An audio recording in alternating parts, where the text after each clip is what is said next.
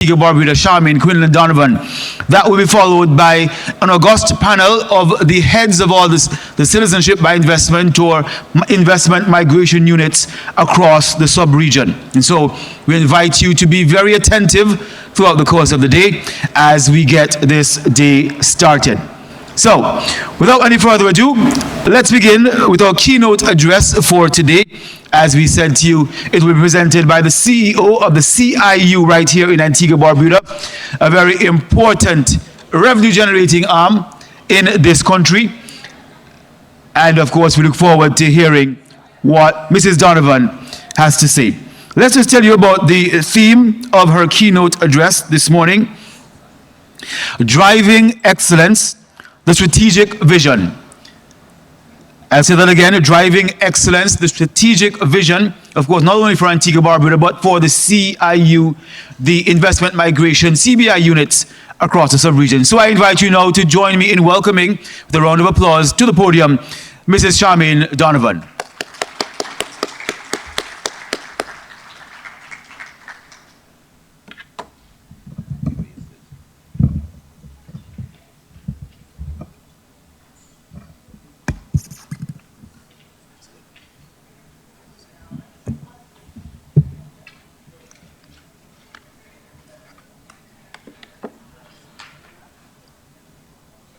Ambassador Jeffrey Hadid, Chairman of the Antigua and Barbuda CIP Board, other chairpersons and members of the board of the Regional Citizenship by Investment Programs, members of the Diplomatic Corps, my colleague CEOs of the regional CBI units, Mrs. Sherilyn Hughes Thomas, Deputy CEO of the Antigua and Barbuda Citizenship by Investment Unit, and other members of the management team, VIP sponsors, valued partners, and specially invited guests.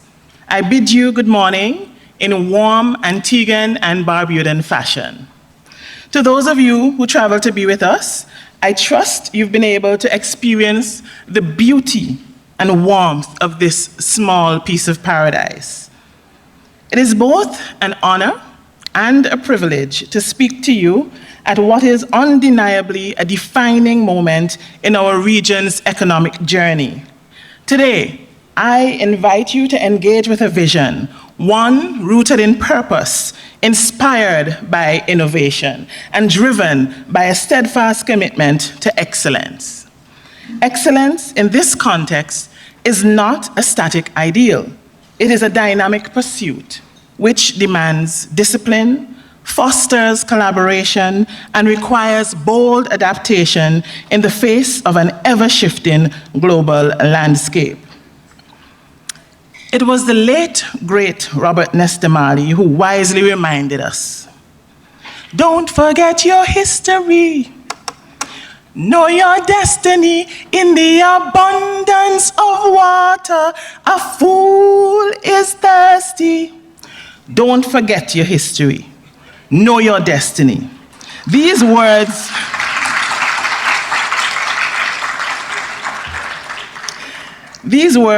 serve as a powerful reminder that in order to chart a successful path forward, we must look to the past, not to dwell therein, but to draw from its lessons. Our history offers invaluable insights that, when understood and applied, can strengthen the strategies we pursue for a more resilient and purposeful future. Over the past decade or so, Caribbean investment migration programs have evolved from niche offerings into globally respected, competitive vehicles of economic development. As you heard from our leaders yesterday, the revenues generated from these programs have provided for our country's vital infrastructure and social development and support. In many ways, for us small island developing states, often constrained by limited natural resources, these programs have become for us trees of hope, sources of resilience in the face of global uncertainty, natural disasters, and economic shocks. However, with the opportunities presented by these programs came inevitable risks. You heard from Prime Minister Brown yesterday of residual risks. Some of these risks we identified by our own vigilance. Others were brought to our attention through international dialogue and engagement. In certain instances, these risks resulted in difficult and at times transformative lessons for our region. Yet, true to our nature, we did not shy away from them. We confronted the challenges, embraced the learnings, and undertook the necessary reforms to strengthen our legislative frameworks, enhance due diligence, and fortify integrity of our processes. We must recognize, however, that the very strength of our achievements necessitates higher standards, a more strategic vision. You see, the world is changing. Expectations are expanding. Scrutiny is increasing, and the global investment landscape is more dynamic than ever. There are ongoing calls for greater transparency, stricter due diligence, genuine links, and harmonization of standards. Driving excellence means ensuring that our programs are not only attractive to investors, but secure for our people and international stakeholders, beneficial to our nations, filled with integrity, exemplary in governance, and stellar in reputation. Excellence cannot just be a checkbox. It has to be a mindset, a culture. Excellence in this context is inseparable from trust. It is trust that underpins investor confidence and assures our international partners that we are deliberate in defending the security of our borders and theirs. And it is trust that underscores the value of citizenship itself. We must make and keep this promise of excellence, not only to the international stakeholders, but to our very own people in the region. We must also ensure that the benefits of these programs are not only externally attractive, but internally transformative. Our leaders have already led the way in this regard. Just over 1 year ago, the 5 prime ministers signed a memorandum of agreement signaling their commitment to working together to raise the bar. It has been said that a rising tide lifts all boats. Through this agreement, each program is already being strengthened, and the region will be better for it in the long run.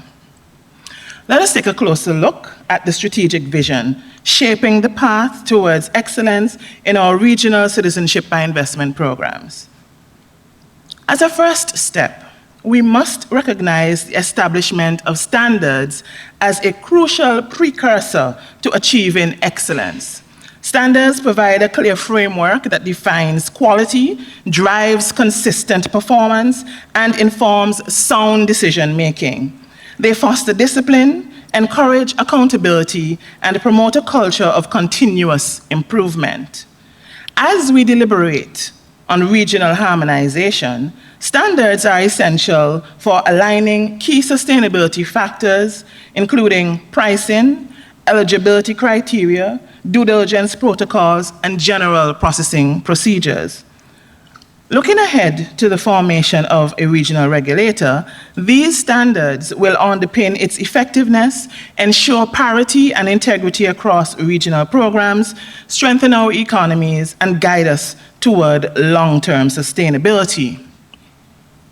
Developmental impact is another necessary pillar of our strategy for achieving excellence in this industry.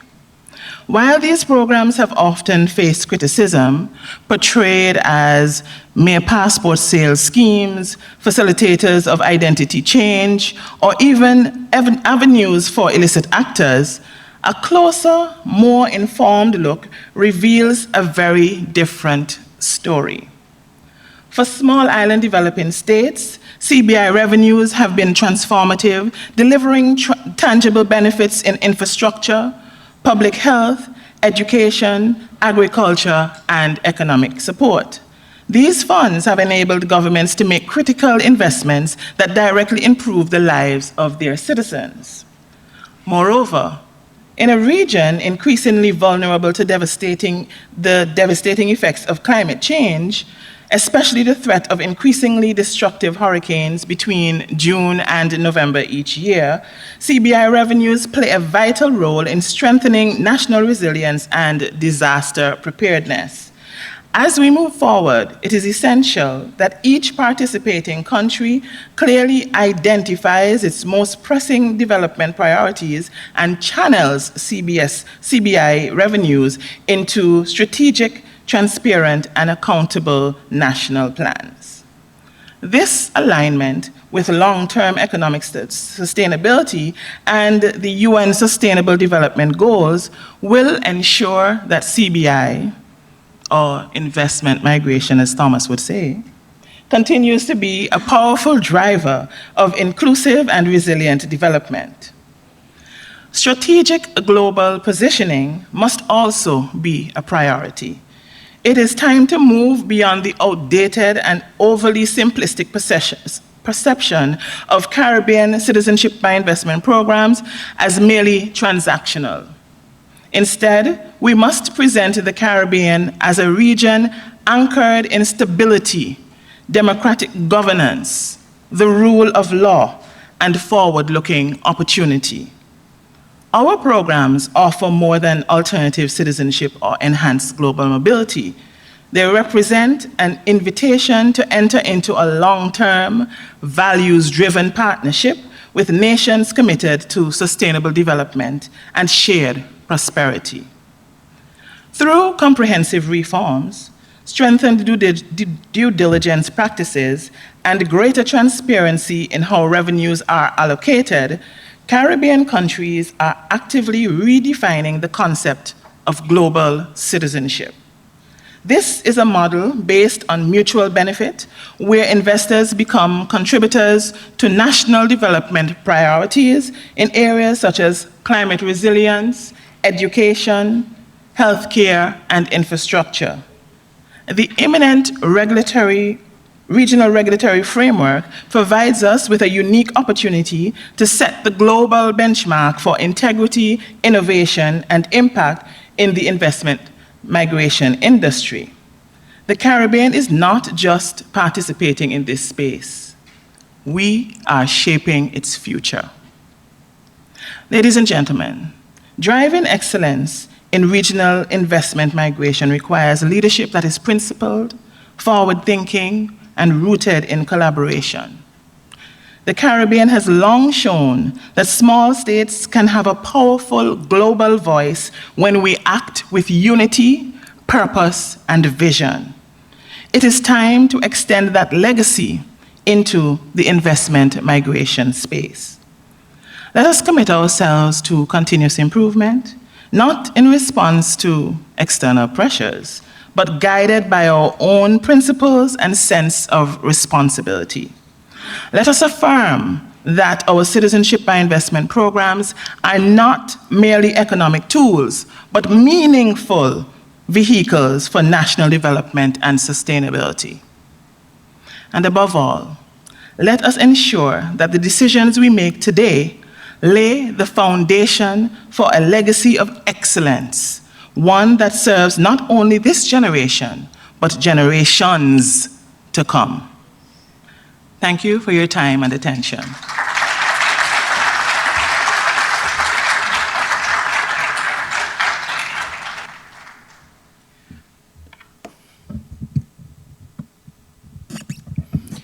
A lady of integrity and grace herself. Another round of applause for Mrs. Donovan, the CEO of our CIU here in Antigua, Barbuda. Ladies and gentlemen, yesterday, unfortunately, we operated on Caribbean time. Partly my fault. Today we want to rectify that and operate on, let's call it Caribbean Standard Time. So we want to run with military precision today. And that means no 3-hour lunch breaks. All right. A bit of housekeeping as well is that you will find the food court over to my right. There are some exhibitors over on that side as well. And I should tell you that if your sponsorship of the event affords you an executive interview, you need to book that through the event app. So get to the CIS25 app and book that executive interview. I will tell you as well that the restrooms are over on my left, and there are also a few exhibitors on that side. The organizers have asked me to announce as well that there is to be no smoking inside the building. And so if you need a smoke break, there are designated spots on the outside for that activity. Our very first panel this morning will be on the future of investment migration, citizenship by investment, citizenship by invitation units across the region. And to lead that panel, we'll invite Patrick Peters. He, of course, the CEO of Client Referrals. You heard from him yesterday talking about due diligence, and I'm sure that will feature prominently in the discussion this morning as well. Patrick will invite you to come and invite as well our panelists, which will be the heads of the CIU, CBI units across the region. So, I know she just left the stage, but we have to call back Mrs. Charmaine Quinlan Donovan. She is the CEO of the CIU. We invite as well Mr. Thomas Anthony, the CEO of the Investment Migration Unit in Grenada. McLeod Emmanuel, CEO of the CBI in St. Lucia. His Excellency Calvin St. Just, of course, he's the executive chairman of the Citizenship by Investment Unit in St. Kitts Nevis. And I'm leaving off someone. Did I call your name, McLeod? I called you. All right. And Madam, yes, Marie-Therese Johnson, yes, the CEO of the investment unit in the Commonwealth of Dominica. A round of applause for the leaders of our CIU, CBI units across the region.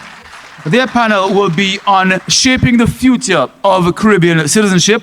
I'm sure you want to pay attention. It's been referred to as a tree of hope within the sub-region, and I will leave you now in their capable hands for the next 40 minutes. You may be seated, ladies and gentlemen.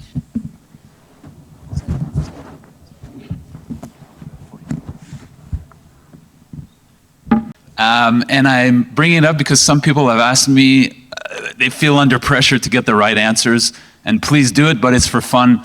Bring the card over and we'll put you in the draw, no problem, and be here at lunchtime for the draw. Okay, so the objective of today's panel is to bring an audience-centric topic. We've been polling the audience and private sector members, public sector members who are overseas as well.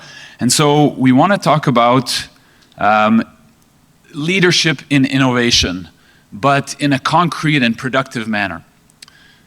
First, we'll start with Mr. St. Just. Yesterday, there was an op-ed published on imidaily.com where you talked about, it was wonderfully written, by the way, but one of the things that stood out to me was your dedication to, and this will be no surprise to anybody, but fast processing. Fast processing is the best marketing. And as part of that, it was your transformation to a digital processing platform. Why don't you kick things off and talk a little bit more about that? Great.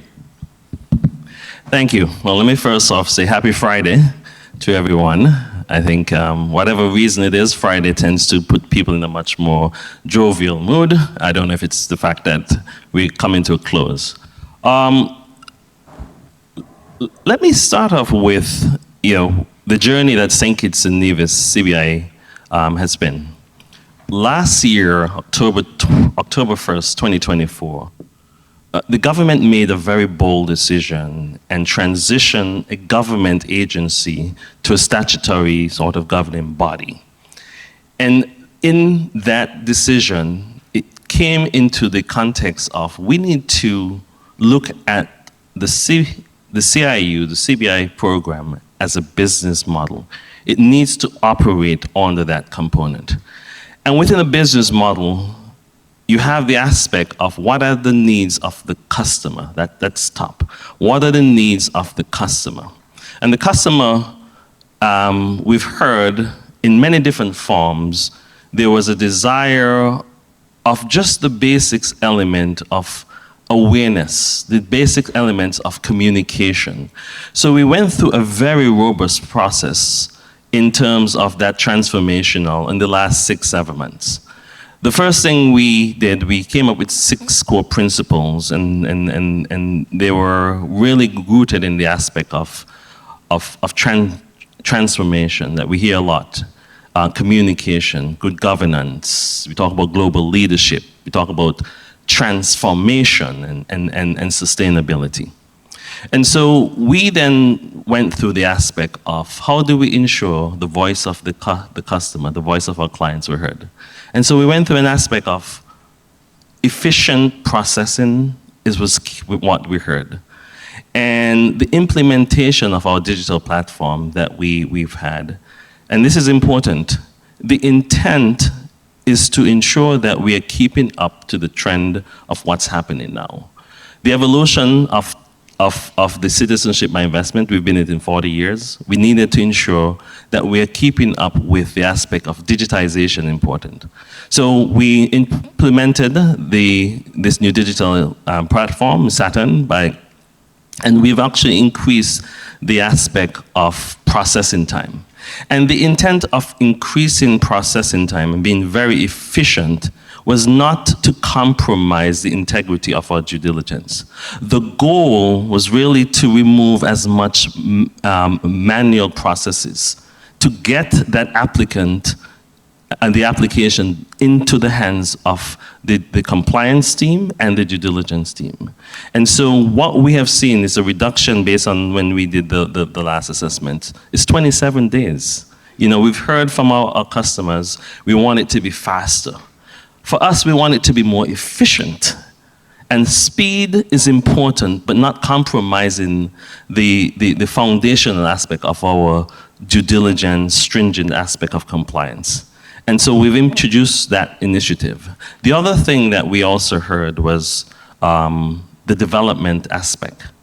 You know, our investors have an expectation that when they make the investment into this development, that it absolutely gets completed. And there is some level of oversight. As many of us know, if you go to a traditional bank, you know, there's oversight, the bank has its own oversight. So we introduced what's called the Office of the Chairman.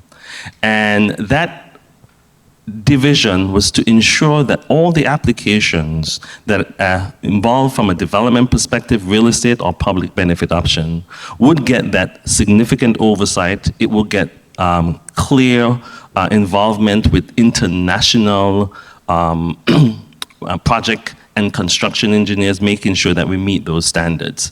And so we continue to ensure that we have a level of innovation. And even with the system, we are leveraging the aspect of AI to de-risk it in terms of looking at various teams. And I'll close on this aspect here. You know, what we have seen, and we always talk about it, it's the aspect of ensuring that we are protecting the programs, but also what we see is the protection of our borders and protection of our international partners' borders. So in St. Kitts and Nevis, we've actually, as part of that entire initiative, we're introducing a biometric facial recognition as part of our border management system that we will incorporate into the processing aspect so that we can absolutely begin using the technology from a phone perspective as part of that innovation component.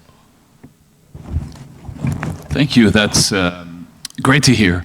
Now, all 5 CIUs have a digital platform. So would anybody else like to talk about how that's helped you be more efficient, how that's helped you maybe perform more comprehensive due diligence, maybe any shortcomings of the platform with the reality of the world we live in, our industry, or even any upcoming changes to your platforms, room for improvement? Would anybody like to add to that? Good morning, colleagues. TGIF. So, as another demonstration of collaboration and competition in the region, what my brother and friend and colleague didn't tell you is that the platform, Saturn, that St. Kitts is now using, was created in Grenada. And we have been using that platform for a few years now.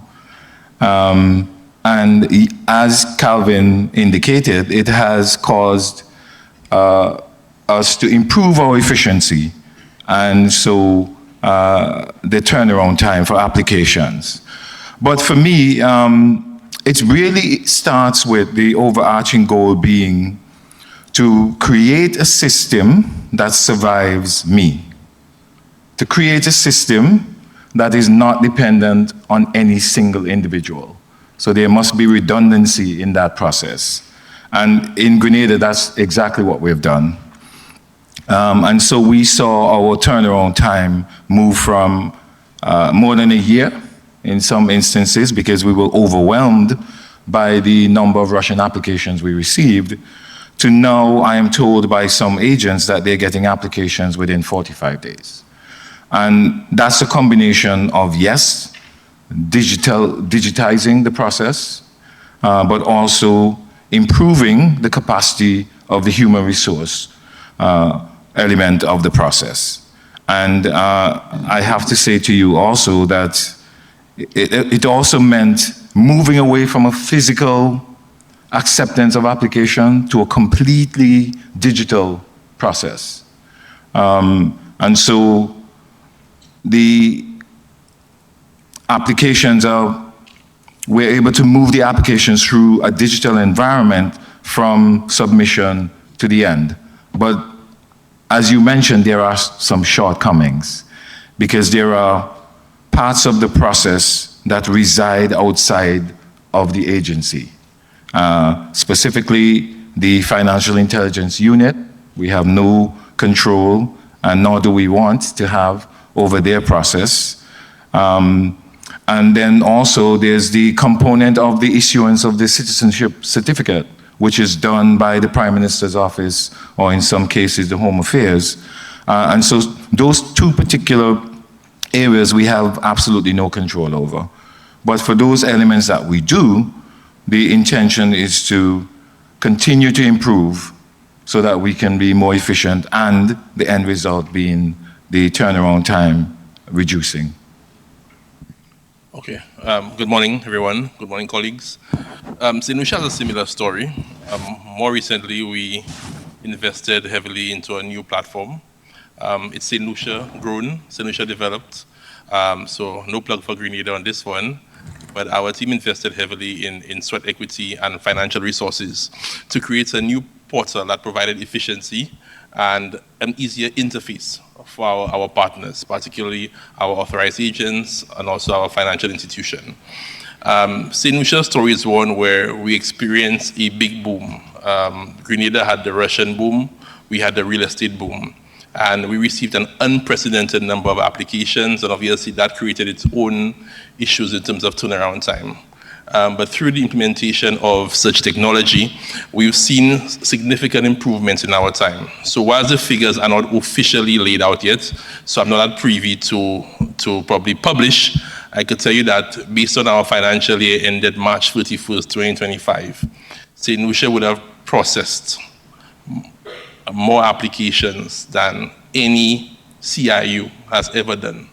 And obviously we follow the statistics, and we have benchmarked against some of the better ones. So obviously we still have some backlog, and as my colleague from Grenada would have stated, some of the issues are outside of our control. We don't control the turnaround time of GRCC, particularly when you have an increase in the submissions. We don't control the FIU, and even some of the third-party providers. And I must say, we are pleased to have some of the best providers, and most of them are all right here. However, for St. Lucia, our full KYC means that we'll go back and forth to the clients, and that self creates a lot of lags in the system because we want to make an informed decision, and we believe that the easiest way is perhaps where there's ambiguity, we could just simply deny the application. However, we want to give applicants an opportunity to go through the process, clarify certain gray areas, obviously not that of criminal and national risk, but some of the smaller gray areas, and we realize that that has created some lags for us. So even our tolerance for that has had to drop significantly. We go to board to make a concrete decision because we just can't have that process going back and forth and back and forth. But definitely technology has helped us. We've also in recent time incorporated AI into our processes in terms of assessing the reports. So the AI has helped a lot in the overall review of the applications. And we still are tweaking a few things here and there with the hope of returning to our former times of 45 days. However, notwithstanding, the 45 days would be based on a perfect situation. Obviously, turnaround time of the DD firm by 20 working days. Hopefully, GRCC and FIU comes back, within a reasonable time. However, I think when you speak to the industry players, I think there seems to be an acceptance of a 6 to 8 month period as being satisfactory within the industry. And I think that also shows that there is an extensive KYC being done, because I gather in our discussions with our international development partners, when we boast of, short times, they, and I must say, that's unfortunate, but they almost construe it to be that we are fast tracking our process. So sometimes, even for the fastest time, may be ideal to one end user, but it may send the wrong signal to the other end. But obviously, it's how we manage it, be transparent about our processes, and hopefully with the continuous dialogue, we can avert any concerns that they have. Yeah. I'd like to jump in here. And first, I wanted to address the terminology fast processing. Fast processing says to the international community that we're lax. I mean, we have been accused of being laxed programs. We have been accused of allowing bad actors to get through our systems and eventually access the systems of those territories for which we enjoy visa-free access. And they see these programs as a heightened risk to them and what they're trying to achieve in their own individual jurisdictions. So I think what we need to really focus on is the term efficiency. Efficiency conveys something a little more positive. It means, therefore, you're cutting out the bottlenecks, you're ensuring that you're moving the application along from process to process, but it does not convey to the international community that we are circumventing established processes and doing weak due diligence on the application. So I'd really like us to change the term from fast processing to probably increasing efficiency, okay? Maybe that's the regulator in me. The second point I would like to make is that when most of our legislations were enacted, it was a time way back when the process was very different. We have evolved significantly, and I think it's time for us to go back to our politicians, to the parliament, and indicate that we need a longer, more realistic time to convey to our clients to be able to manage their expectations. Additionally, what that does, it helps to increase the international community will look at us a little differently. They will see that we are more concerned about ensuring that we do what we do properly, including all of the components of due diligence. So we have our third-party due diligence providers who actually conduct underground investigations. We have our international law enforcement network that provides us with intelligence that we cannot get from any other source. We also have our local FIUs that can scrub their database and be able to provide us with valuable information that helps us to properly assess applications. So and now, more recently, we have the inclusion of mandatory interviews. And I think everyone in the room is very aware that that process has been a challenging one to implement. It is totally a new concept. Our due diligence providers who give us valuable support in this process have had to come up with processes themselves, test the processes, tweak the processes. And so I think we all need to be very realistic and honest with our clients that 45 days, 27 days, 90 days may not be the ideal time that we need to look at right now in terms of being able to complete an application and doing it well. We're not only doing it because of external pressures, we're doing it for us. What type of people do we want to have our citizenship?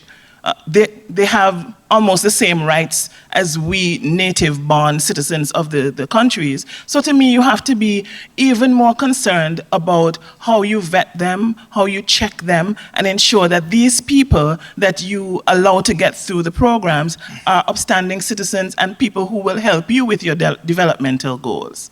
So I'm coming off of my soapbox a bit, and I'd like to speak about the digital platform.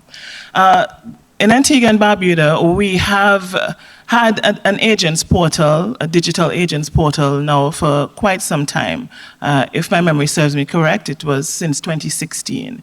But we have significantly outgrown that, that software. And the beginning of this month, April, we did a significant upgrade to our software. And this will redound to greater efficiency. Of course, as I said, it's just implemented. So the CIU staff and the agents alike, they're still working their way through to understand how to best use it and to understand the tools that can lead to greater efficiency. But what we had been finding in the past is that the agents will upload an application, and because they're not able to upload anything further after submitting that application, we had incomplete applications. So there was this back and forth with the unit and the agents requesting additional documents, and of course that creates artificial time, inserts artificial time in the processing timeline. So this upgrade is intended to ensure that the agents can provide to the unit digitally all of the information that we need to properly assess an application. And I know that we'll be working as a country to amend our laws to be able to receive the applications totally digitally. It has to be a legislative amendment in order for us to be able to do that. So I'd just like to add to Charmaine's second point that she made during her soapbox period. In my view, I think we ought to move away from having any time certain in the legislation to have a defined number of days in the legislation.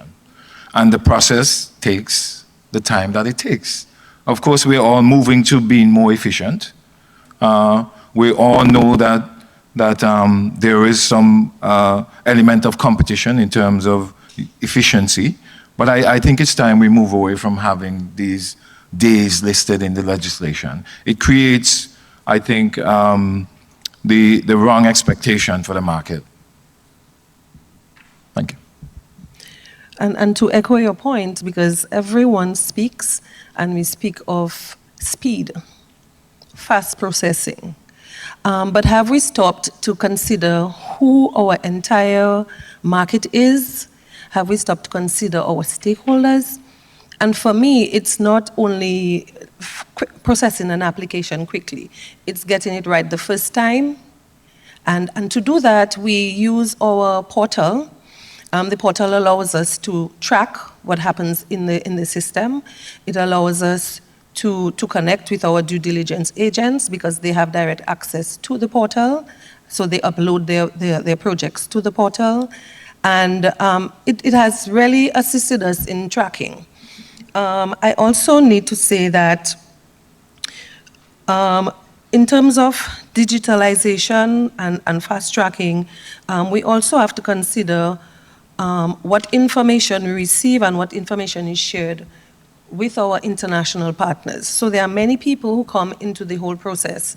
Apart from the portal, apart from the clients that we serve, there are many people that we serve. So when we're looking at speed, we also look at accuracy and integrity of our data and of our systems that we're using. So that's it for me. Thank you. I think that was all very informative. I think McLeod and Thomas, you both talked about timeline, and Thomas to take it out of legislation, and I think that's fine. I don't think anybody needs that to be in legislation unless maybe internally.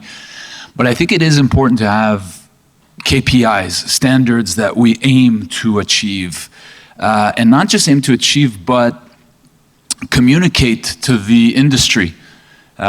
Somebody in the crowd yesterday, one of our partners, had a great idea. The CIU could have on their website an expected timeline or a minimum timeline, because when we talk about due diligence and removing bad actors from the market, there are small players who are making unreasonable promises to prospective clients, prospective applicants, and that ruins reputation across the board, all programs, all players, everyone. If a reputable firm is explaining to a potential applicant that, well, we expect that this process will take 8 to 12 months, but then somebody else with nice branding and a fancy business card says, don't worry, I could get you the citizenship in 4 months. Well, now this puts pressure on the reputable firm to exaggerate the processing times. And then that puts pressure on the local agents to deliver, to keep their business. And then we put pressure on the CI. And it just becomes a very difficult situation for everybody down the chain. And so, setting standards, setting expectations, publishing them, communicating them publicly, so that all the way to the end of the communication chain, this reputable firm who's trying to grow their business in a reputable manner, trying to develop the applicants, the business, get more clients, can then refer that prospective client, say, no, this other person who's making you unreasonable promises, go see the website.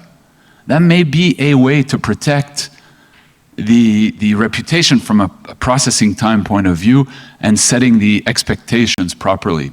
Does anybody have any opinion on an idea like that?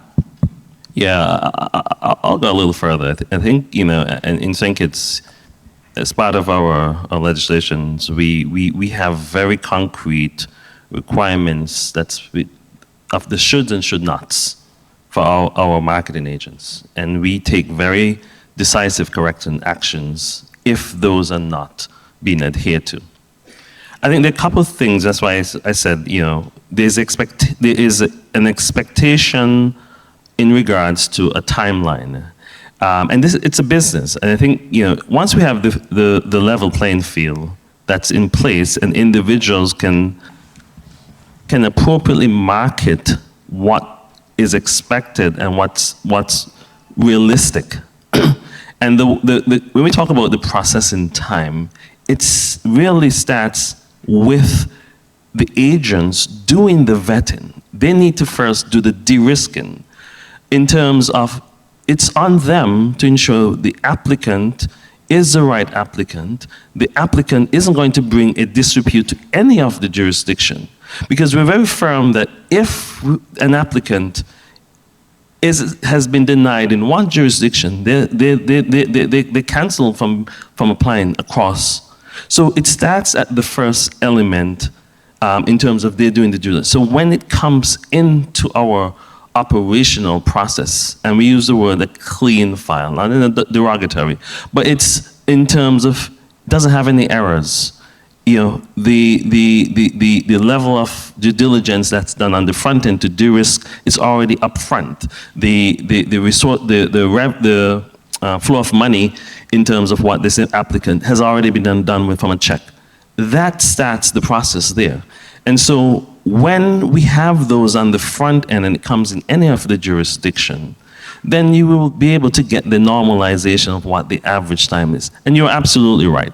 We don't wish to have a perception from our international partner, and they'll be very vocal. And we use the word international partners, and we have to over-index on partners, because sometimes we look at it in the opposite way. In their views, they want to ensure that these programs are doing the level of rigor that's required to protect the borders. We don't want to have a situation where an applicant is entered and then become a strain on their natural resources. So they're also providing that level of protection. So it starts there for us, and then it's an average. There are times where it will move exceptionally fast because the work, it's already done. But then there's times where we have to ask more questions. And with the implementation of the digital platform, I had a breakfast with a number of our agents, and I used a phrase. I said, the implementation of the digital platform is so that you don't have to call us. You don't have to reach out to us.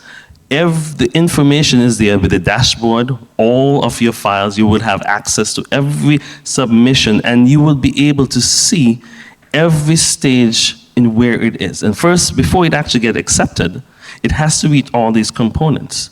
And then once it's in it, you have access. So you will now be able to go back to the client and set a realistic timeline in terms of what to expect when this file would be ready.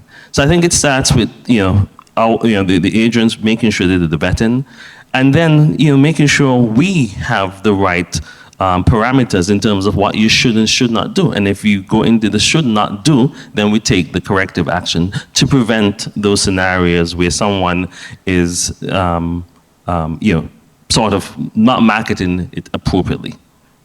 Let So me Patrick, sorry. just add quickly just to what Calvin said. Sure.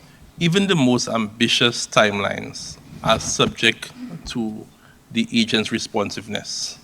And almost all the time, when you perform your enhanced due diligence, there will be some gray areas that require some clarification. Sometimes the agents, and I don't blame them because agents work through marketing agents in different parts of the world, but sometimes the information will be easily forthcoming. And other times you wait days, 100, 200 days, literally, or you have to threaten to withdraw the application from the system or go to board if the available information, which in all likelihood would cause a denial, to really get them the urgency to deliver on that. So I do agree with Calvin that the agents play a critical role. They are the first step, and assessing the application during the KYC helps us versus an agent who just receives the file, just uploads the documents as is, and relies on the program, the unit, to conduct the assessment and to provide feedback. So it definitely is a hand-in-hand partnership. So I just want to concur with Calvin's sentiments on that. So Patrick, to your original question posed, I have a dissenting view. I would like to remind us that what we're talking about is granting citizenship. It's not the manufacture of a car, for example. And so you have, all of these parts of the process, and you can say to the customer that you can deliver this car in X amount of days, for example. It's granting of citizenship. And so, yes, I believe in KPIs, but I believe that those KPIs should be internal to our process. That we have KPI set for the leadership team, which rolls down to the individuals that are actually processing the applications. But to set KPIs publicly for agents in terms of turnaround time, I would want to, I would not support that, let me just say. But of course, recognizing, as we said, that we need to remove the inefficiencies from the process, right? We're always, digitizing of our processes, the helping to resource those parts of the process that are outside of us, like the FIU, the Home Affairs or the Prime Minister's Office. Those are things that we advocate for. Those are things that we push for. But as I said, the KPIs for me is internal to the organization to drive us to be efficient. But always remember, it's the granting of citizenship that we're treating with. Patrick, if I could jump in here, I fully appreciate what Thomas is conveying. Let's think back on the fact that we are working on a regional regulatory framework. And in order for us to standardize, harmonize, unify, we will need to have some sort of standard, some sort of benchmark from which to assess whether or not we are operating as designed or as expected. So while I hear, and I fully agree that this is citizenship we're granting and not just selling a product, I do believe, though, that it should be communicated the minimum time that it takes to process an application. And I will just go back to my earlier point that that it has to be increased because 90 days is very unrealistic. It's very archaic. This was done in 2013 when our legislation was being enacted. We're now in 2025. The world looks very different. The type of people who have access to these programs or who submit applications to these programs are very, very different. The expectations of the international community are very different. And the way we look at applicants, the due diligence process is becoming more and more robust. And for you to have that type of rigor in a process, you're gonna need time. Absolutely. These are very good points. And I think, Charmaine, when you mentioned changing the wording from fast to efficient is key. I think everybody, the industry is matured enough. Everybody in the room has enough experience to understand that. And I believe that's a key point. I have a proposal for the panel. 3 minutes ago, I was told we have 5 minutes. And I apologize if this is wrong, but I believe if we end here, we may be the first panel to finish faster than the allocated time. And so my proposal is, although we have not touched base on the all the questions that members of the audience have sent me or that we wanted to discuss, I propose that we end it here. Does anybody have any last words, or shall we? Thank you. So my last words would be, let us not look at the program as simply giving citizenship. Let us also think that it has implications for all our jurisdictions, who we grant citizenship to. And so in doing this, let us look at all stakeholders, from the financial institutions which serve us, the international community which serves us, our embassies, our ministries of foreign affairs. I mean, it trickles down, this industry trickles down to every facet of society. And so let us not take it lightly. I don't take it lightly, so let us all treat it with the importance that it has and make sure that we have robust systems and systems of integrity, highest integrity. And I'll just use my last words to appeal to my colleague heads to revitalize SIPA so that we can meet regularly and we can have these discussions and arrive at agreed positions. I endorse that message. Likewise. And before I go, let me make sure I give my fellow colleague his complimentary recognition for the Digital Systems Saturn that was regionally created. Chad.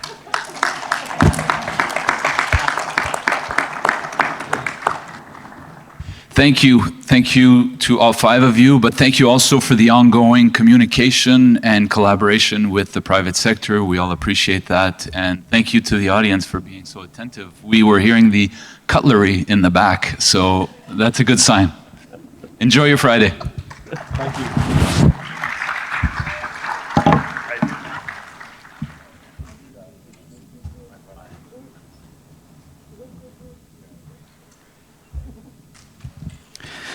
And yes, thank you so much for concluding on time, Patrick. It wasn't early at all. You were on time. Thank you so much for adhering to the time limits this morning. All of us search for where we belong. Some of us belong to nature, to our comforts, to our dreams, to our...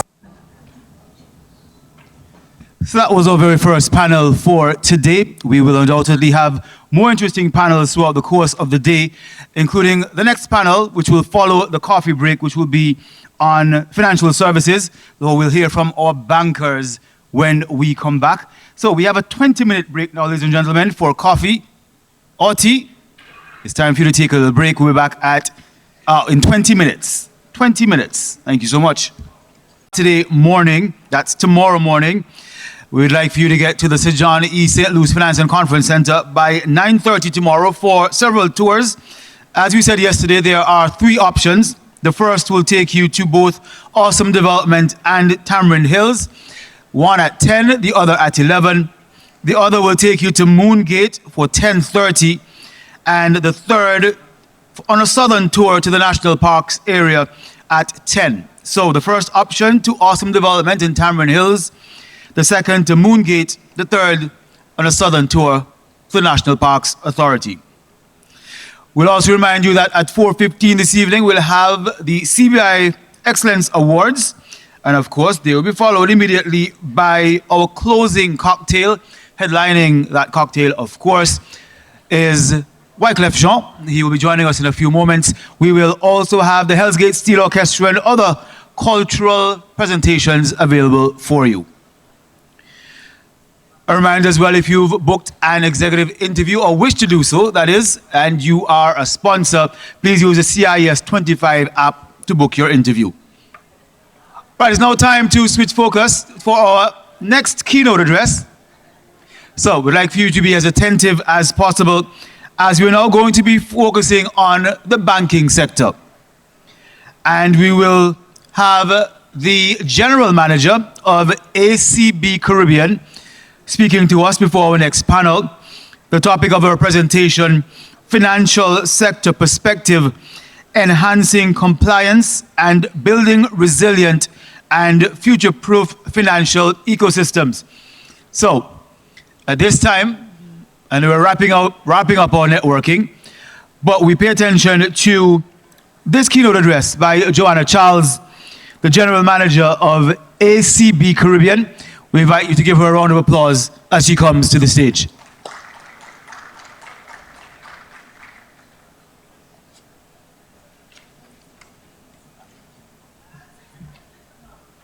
We empower the world with 3 core businesses. At LSEG Risk Intelligence, we know it's the unknowns that present.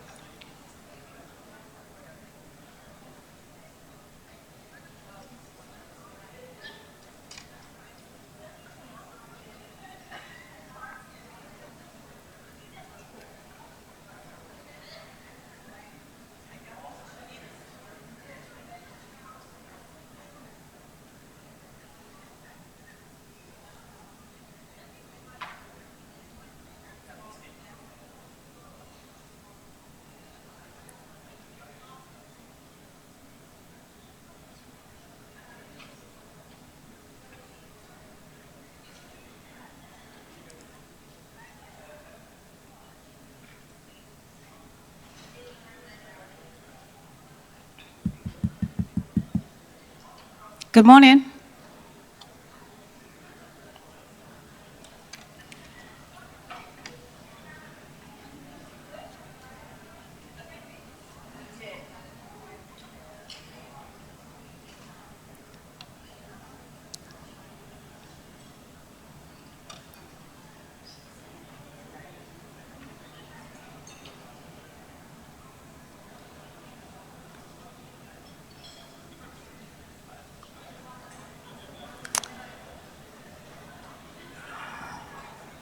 I don't have to start.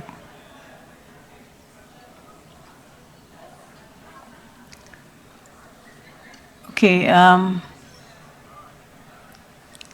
do I have everybody's attention? Thank you.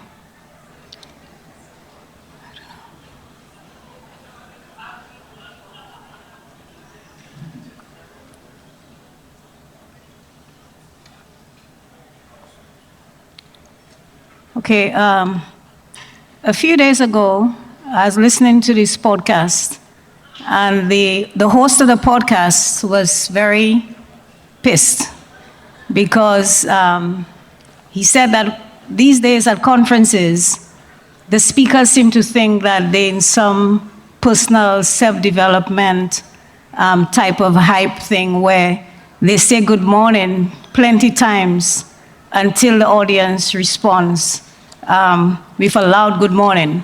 But I only plan to say good morning one time. So I'll just say good morning, everybody. Thank you. Okay, today I represent ACB Caribbean. And ACB Caribbean is one of the leading banks in Antigua, a premier partner of the Investment Migration Program in Antigua. We've been in partnership for as long as Antigua has been in this program, and I think it's about 16 years now. This year we celebrate our 70th anniversary. Can we get it for ACB, please? Thank you very much.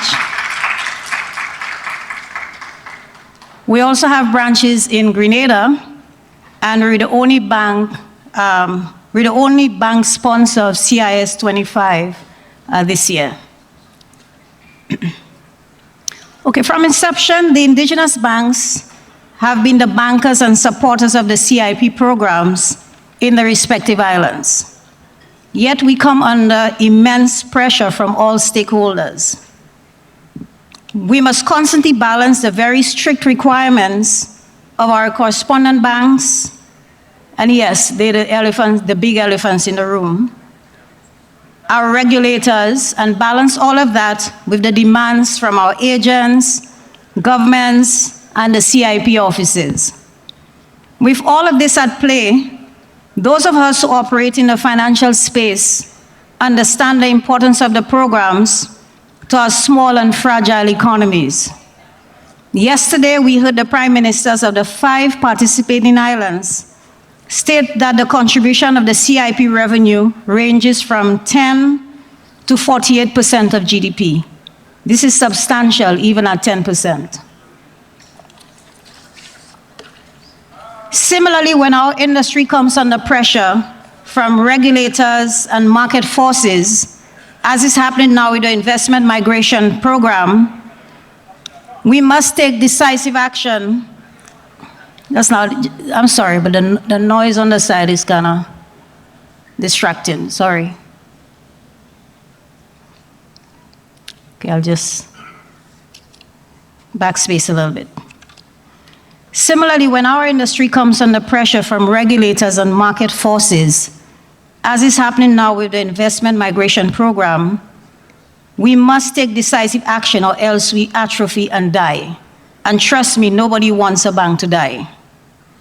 I am sure if you were to see the strategic plan of any of the indigenous banks, you would think that there was plagiarism. The main strategic pillars of each of the 6 indigenous banks, and I will call them ACB Caribbean, Grenada Cooperative Bank, Bank of St. Lucia, ECAB, St. Kitts Nevis National Anguilla Bank, and National Bank of Dominica, that support the program are all similar in that we all have priorities around financial sustainability, resilience, and operational efficiency. We constantly have to review our operations to develop strategies that are forward-looking. For some time now, banks, like any business, have realized that you cannot rely on only one source of revenue for business survival, as the risks of doing so are too high. While interest income used to be our main source of revenue, this has come under tremendous pressure with the low interest rates on loans. I know some of you might disagree, and the fixed minimum savings rate that is paid on deposits. To remain viable, we had to diversify our revenue streams into areas like investments in securities, such as bonds, treasury bills, mutual funds, and non-interest income services, such as the Investment Migration Program. So yes, so it is an important program for the banks. The same way that the IMP, or the Citizenship by Investment Program, must be resilient, while balancing investor expectations with regulatory compliance, banks must also put in place robust risk management strategies to ensure that our very complex operations remain stable and sustainable. Banks within the ECCU face substantial pressure and demands from regulatory bodies, correspondent banks, as I said earlier, shareholders, and the public for all sorts of issues. Often we encounter inquiries such as why specific actions are necessary, why certain information or numerous documents are required, and sometimes a desire to return to simpler methods like passbooks. The reality is that today's world is far more complex than it once was. Due to recent policy changes in the United States, we find ourselves in a state of global uncertainty, threatening global trade war, recession, restrictions on travel, and increasing costs and standard of living. This could lead to sanctions and protectionary policies affecting our operations as we seek to comply with new regulatory requirements. More recently, in March, the European Union voted to approve amendments to visa regulations that could suspend visa-free access. The main concern is the use of visa-free access as a promotion for the countries that have CIP programs, citing the lack of a genuine link by investors to the country. Advances in technology, particularly artificial intelligence, present its own challenges. While AI has infiltrated every aspect of our daily lives, making even the most mundane tasks easier, criminals are exploiting the advantages of AI to exploit unsuspecting members of the public.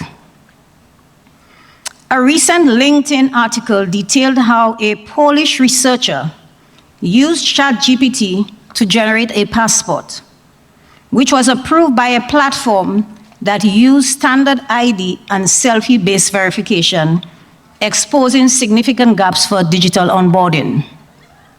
This presents a risk not just to the banking industry, but to the CBI industry as well.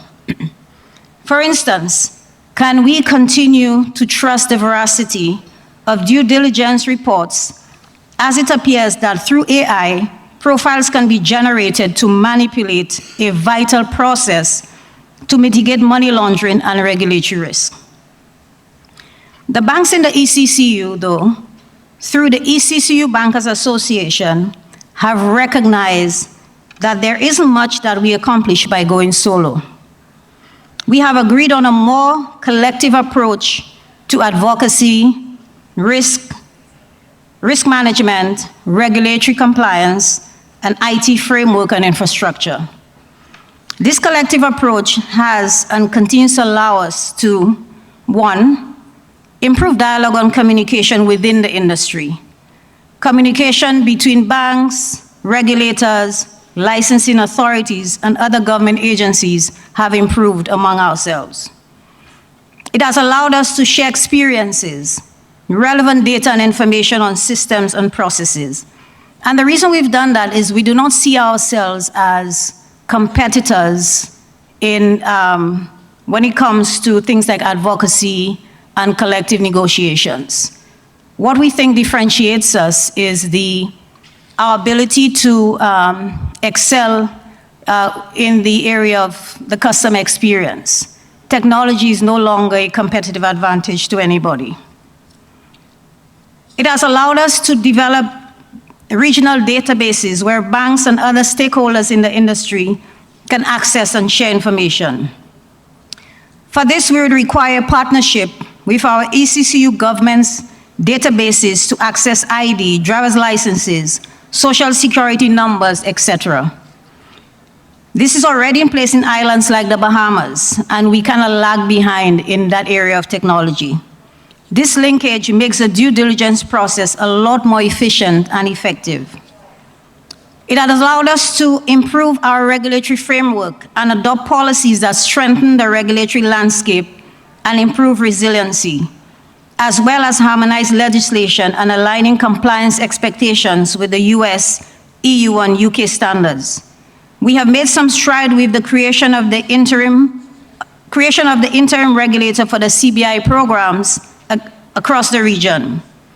Our member banks provided feedback on the draft legislation, which is expected to increase the integrity, transparency, and to build trust with international partners about our programs here in the ECCU.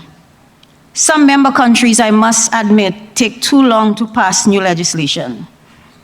I must commend the government of Antigua and Barbuda for always being the first to pass harmonized legislation. This speaks volumes to the commitment of the government to have a stable banking industry and promote financial services to complement the tourism and the investment migration product. This collaboration has also allowed us to invest in innovation and technology.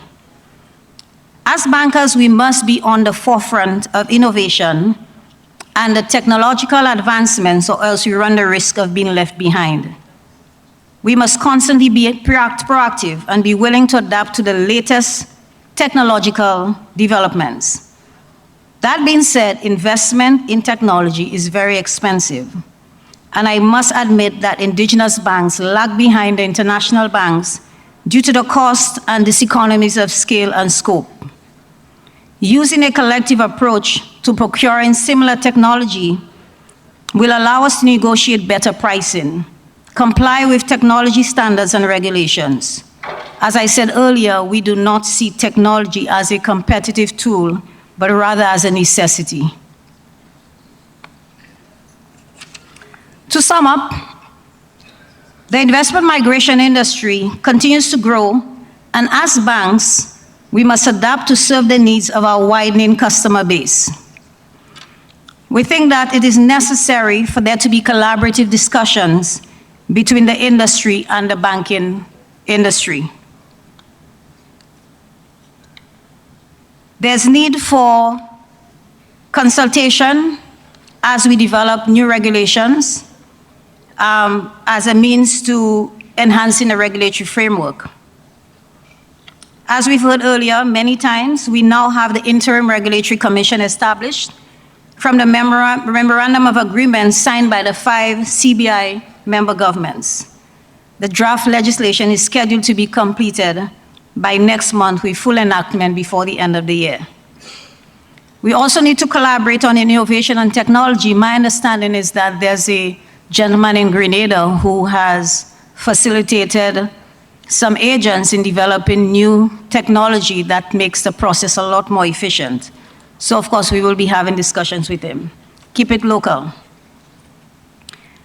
So the whole idea is to leverage technologies such as artificial intelligence, machine learning can significantly improve compliance monitoring and risk management. These technologies offer enhanced accuracy, efficiency, and security.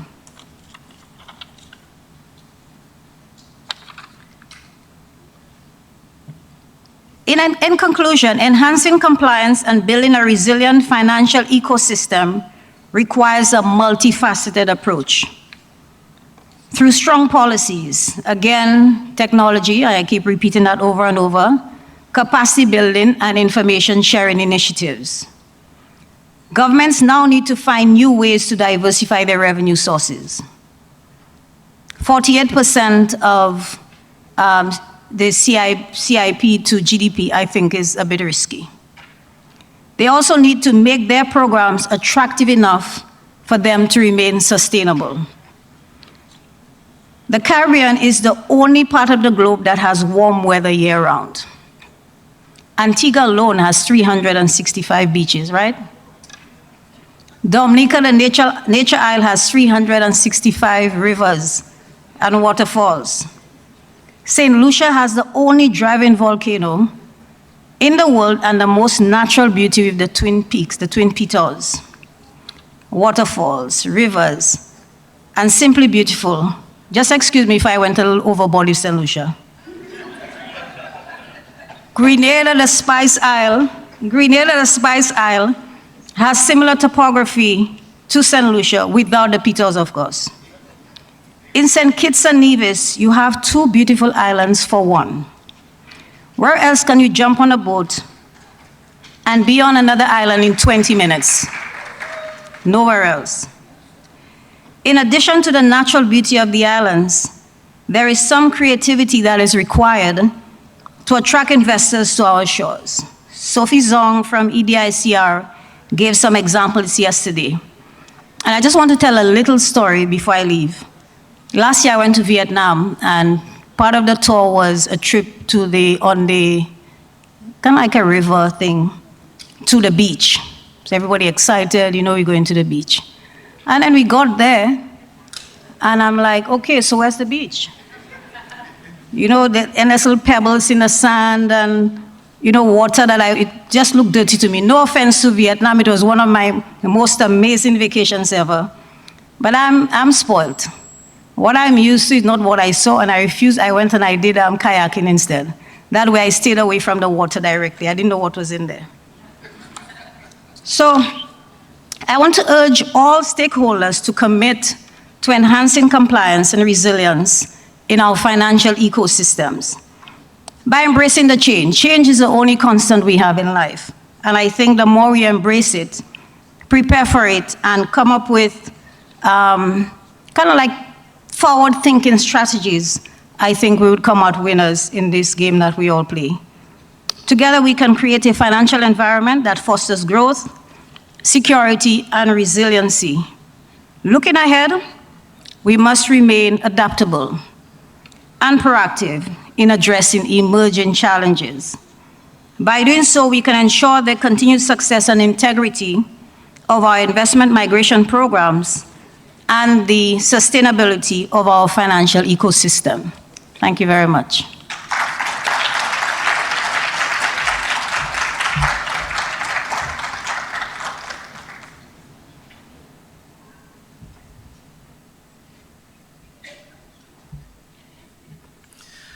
Thank you very much, Ms. Charles. You seem to have unearthed some competition here, so let's do this, because I noticed that there was some applause for Sugar City St. Kitts, and I want to give everybody an opportunity to applaud for their own member state. And so that I don't appear to be biased, let me go alphabetically. So if you are from the heart of the Caribbean called Antigua Barbuda, let me hear you.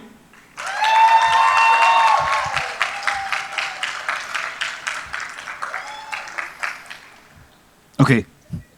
What's the next island? Dominica. If you are from the nature isle of the Caribbean, the Commonwealth of Dominica, let me hear you.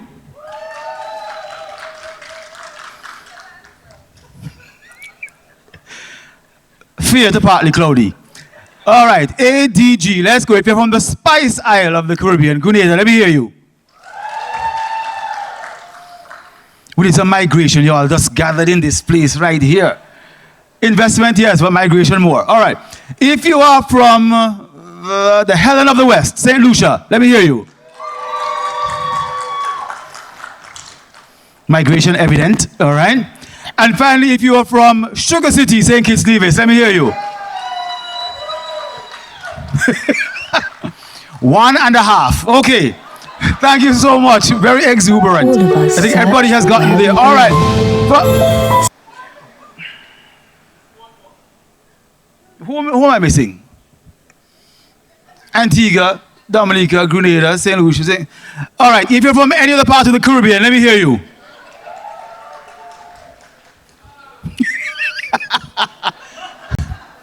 The land of wood and water, let me hear you.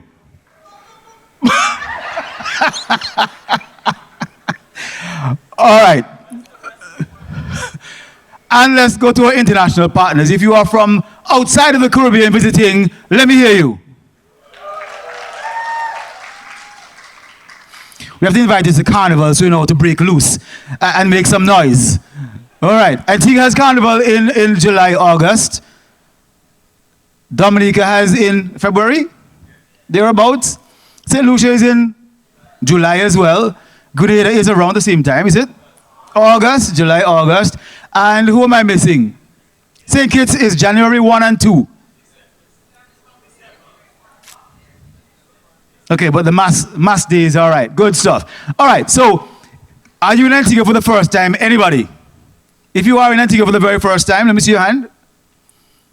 Ah, and you've been finding it wonderful is a word I hear. I don't want any other words. Okay, wonderful. Thank you. All right. We want to thank Ms. Charles for her presentation. I know it's not easy to talk when other people are talking, so a round of applause for Ms. Charles.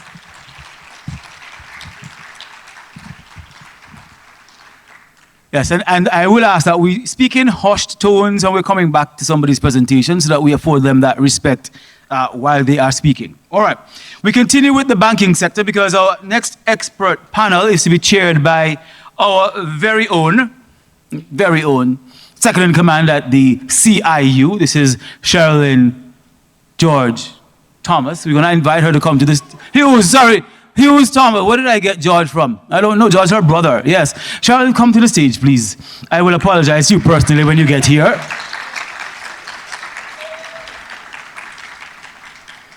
My apologies. George is nowhere to be found here today, is he? All right. Thank you so much. Have a seat. And the panel, as I said, will be on the banking sector. Very important stakeholder in our talks about the CIU-CBI investment migration units. We want to welcome our panelists now. We begin with representation from ACB Caribbean. Ashana James will join us. You saw her face several times yesterday, even when she wasn't on a panel. This is now the person who belongs to that face. We invite Will Von Granger from Grenada Co-op Bank to join us as well. A round of applause. From Exchange, we have Sean Dawson. And from All Star Grenada, Daisy Andel Joseph. A round of applause for all our panelists today. The theme for the panel, financial and banking innovation, driving growth, ensuring integrity. And we hope that you will afford them your full attention. The panel to take about 40 minutes this morning. We'll give you a heads up about the time. Thank you. Thank you, Mr. Master of Ceremonies. Good morning, colleagues. And it is a pleasure to share with you this morning on this very interesting and critical component of the operations of investment migration industry. Financial banking and innovation, driving growth, ensuring integrity. From the introduction, you will notice that on our panel, we have regional bankers. We also have a CIP practitioner and attorney, and we have an AI and digital transformation and strategy expert. And so it is our intention this morning to leverage all the information that we can from them, their experiences, as we discuss this very important topic. If you're an outsider looking at the investment migration industry, you may think that from the discussions we've had that there are two primary pressure points. One being, of course, the delivery of the passport, and the other pressure point being the movement of funds and all of the issues associated with that. If you're an insider, as most of us are, you know that this industry is just a network of connected pressure points. Everything is a pressure point. But this morning, we want to talk about the issue of financial institutions interacting with innovation and at the same time maintaining integrity. When we talk about the financial ecosystem, of course, we're talking about a network of connected institutions and systems. And by virtue of it being an ecosystem, there is the characteristic of interdependence. That means that whatever one component of that ecosystem does, desires, strains after, affects all other components of the ecosystem. So it is so important that in our institutions, whether we're regulators or we're practitioners or we're banks, that those individual ambitions that we have, those things that we want to get fixed, moved quickly, those desires do not impede on the operation of the entire ecosystem. And so we want to talk this morning about how technology is able to assist, or your query may be, is it something that we want to insert in the manner in which, you know, a number of people may be recommending that it be inserted, and looking forward, determining how we facilitate that integration and what opportunities we can leverage. So today's panel is going to address a couple of critical issues. We're going to look at the balance between financial growth and innovation, and balancing integrity and maintaining integrity in our institutions and the ecosystem.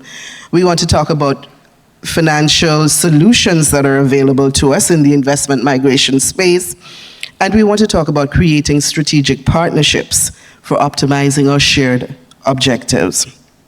I'd like the panel to briefly introduce themselves and give you a little bit of a background about themselves, and then we'll launch into the substantive matters. Okay. Good morning, everyone. it's quite a pleasure to be a part of this discussion. As a practitioner, I am an attorney at law, a partner at Joseph Rowe Law Firm in St. Kitts and Nevis and Grenada.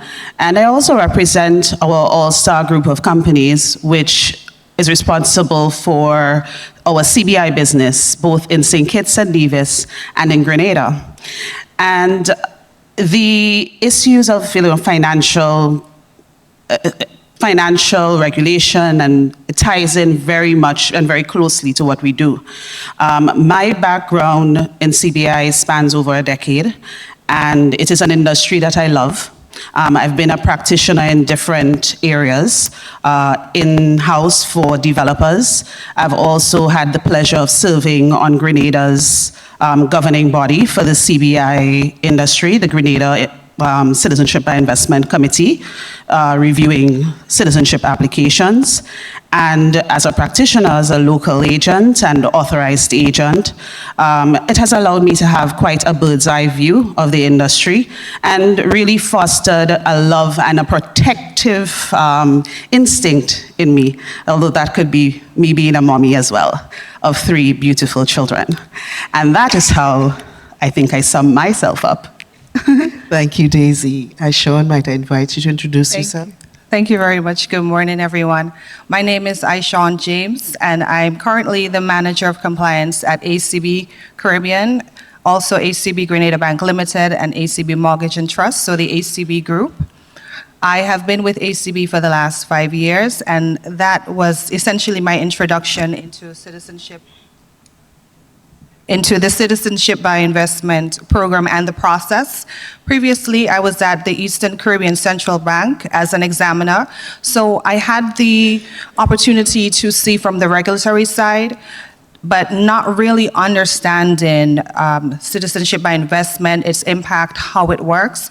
So these forums actually provide a very good training ground, education for bankers like myself to understand the industry and to meet with other persons in the industry as well, the agents, hear from them and understand their pain points and how we as bankers, being in a very heavily regulated industry as banks, can assist them with their services and serve their needs better. I am also the mom of 1. My son made 10 yesterday, actually, so it was a bit of a... Thank you. It was a bit of a balancing act being here and planning a little date with him, so thank you very much. Happy birthday belatedly to your son from all of us. Sean, you're up next. Hi, my name is Sean Dawson. I'm the CTO of a company called CrossChain, and we do risk intelligence and diligence for virtual assets. And so if you give me a collection of digital wallets, I have a variety of offerings that can enable me to provide a risk score for the people or person that owns those assets and the source of funds. And so, yeah, I'm absolutely thrilled to be here. I have 2 kids myself, but they're very, very young, 6 and 3, and no birthdays or anything. Will Vaughan. Good morning, all. I'm Will Vaughan Granger, Chief Experience Officer at the Grenada Cooperative Bank. Our bank is the largest bank on island and the 3rd largest bank in the ECCU region. Our bank also process the majority of investment migration transactions back in Grenada. When the government introduced investment migration back home, most of the financial institutions, the foreign banks, they did not pursue that aspect of that activity given the risk involved. However, as an indigenous bank, we have an obligation to support initiatives of the government that redounds to the benefit of our people and the enhancement and creation of value for our people. So that's it for us, and I'm looking forward to add value to this conversation today. Thank you very much. I'm not sure if Will Vaughan is a parent as well. Yes, I have 3 sons. I have 3 young men to whom I'm well pleased. Well, we're happy you're pleased with them. So our panel are studied parents, which means there's a high degree of flexibility, a high degree of responsiveness, and forward and future thinking, because that's required to operate as a parent. We want to start this morning by considering our theme, our focus, which is financial and banking innovation, and at the same time looking at driving growth and ensuring integrity or maintaining integrity. And I want to ask each of the panelists for a minute to share their position on this. Are these contending imperatives? Is it possible to do both, to have a system in which we are constantly innovating our financial products and our responsiveness, our systems, and at the same time driving growth and balancing the integrity that is required for the system to operate? Okay. So yes, if I may start, if an organization don't grow, it will die. Right? So, and part of your growth trajectory is the investment in technology. Of course, you have to give due regard to economy because you have to manage limited resources. So, and on invested in technology, it helps us to meet and exceed the customer experience. Right? So that is critical in your growth trajectory as an organization. And for us at Grenada Cooperative Bank, we have been championing financial inclusions. One of the things that we have done was to establish the Connex brand. And what the Connex brand was to do is to have international debit cards where we brought our fellow credit unions, well, not fellow credit unions, but we brought the credit unions on to able to have international debit cards, right? So that is one of the things that we continue to champion. And as we continue to grow, that is a product that we would be looking to introduce to other islands, because the infrastructure is already there from a technological perspective to meet your customer and to provide the kind of solutions that they require. So definitely technology is a critical aspect for us in our growth trajectory.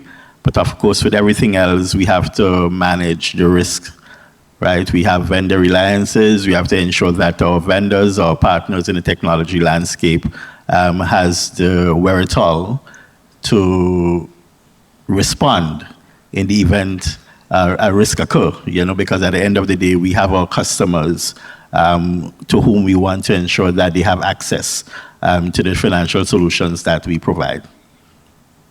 Thank you. Yeah, I think I would say that, no discussion about financial innovation or integrity is complete without talking about virtual assets, right? Crypto, it's no longer a niche. It is a mainstream asset class that it's held by high net worth individuals and entrepreneurs who are looking for citizenship services. And governments that are able to responsibly onboard crypto-sourced wealth can unlock this fast-growing cohort of applicants. And if you couple that with a robust regulatory framework, it kind of forms this rum and punch cocktail of prosperity. It's a recipe for prosperity, and it also signals the world that this is the place to come if you want to do crypto right. And that forms this virtuous cycle where you're attracting the right kind of talent and you're repelling the wrong kind of activity. Okay, so I'm gonna segue from the cryptocurrency and look at bank processes.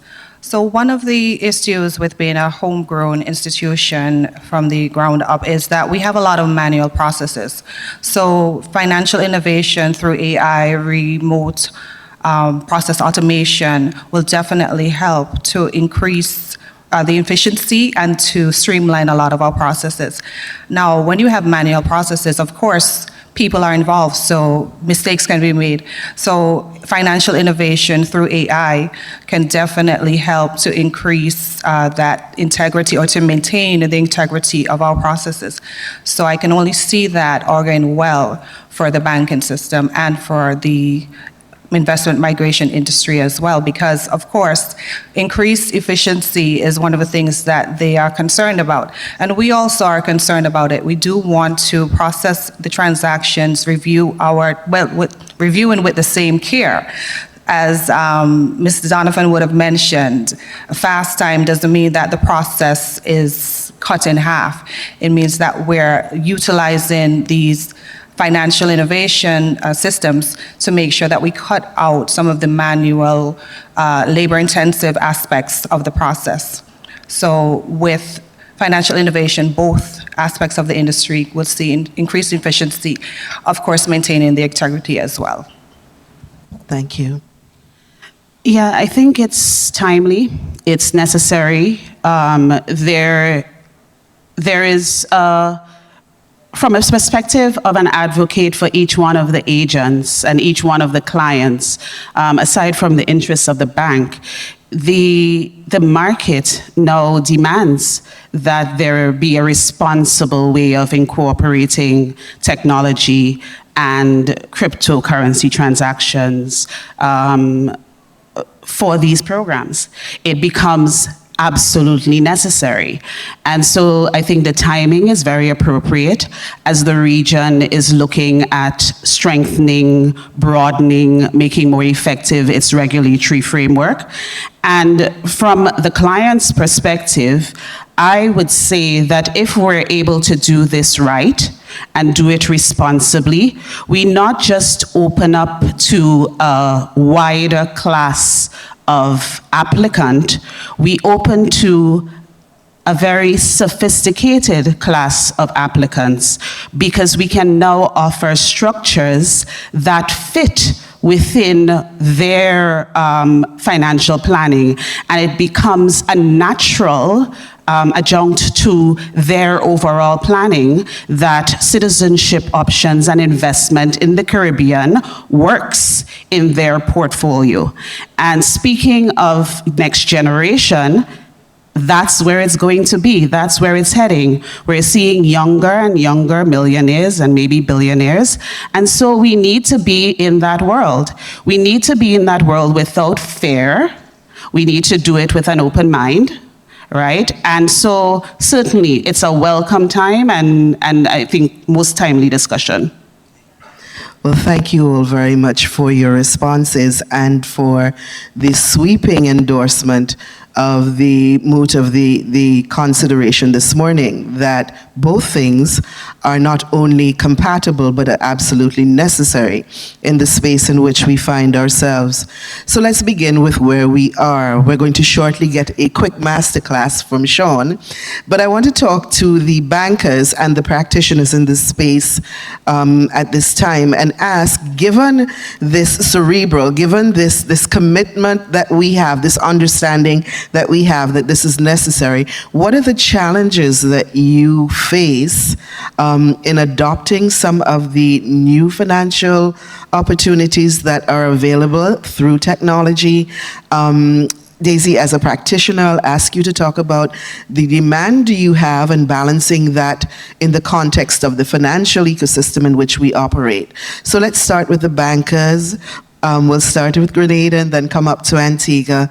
What are the challenges that keep us from stepping into the space in a way that we know can be beneficial?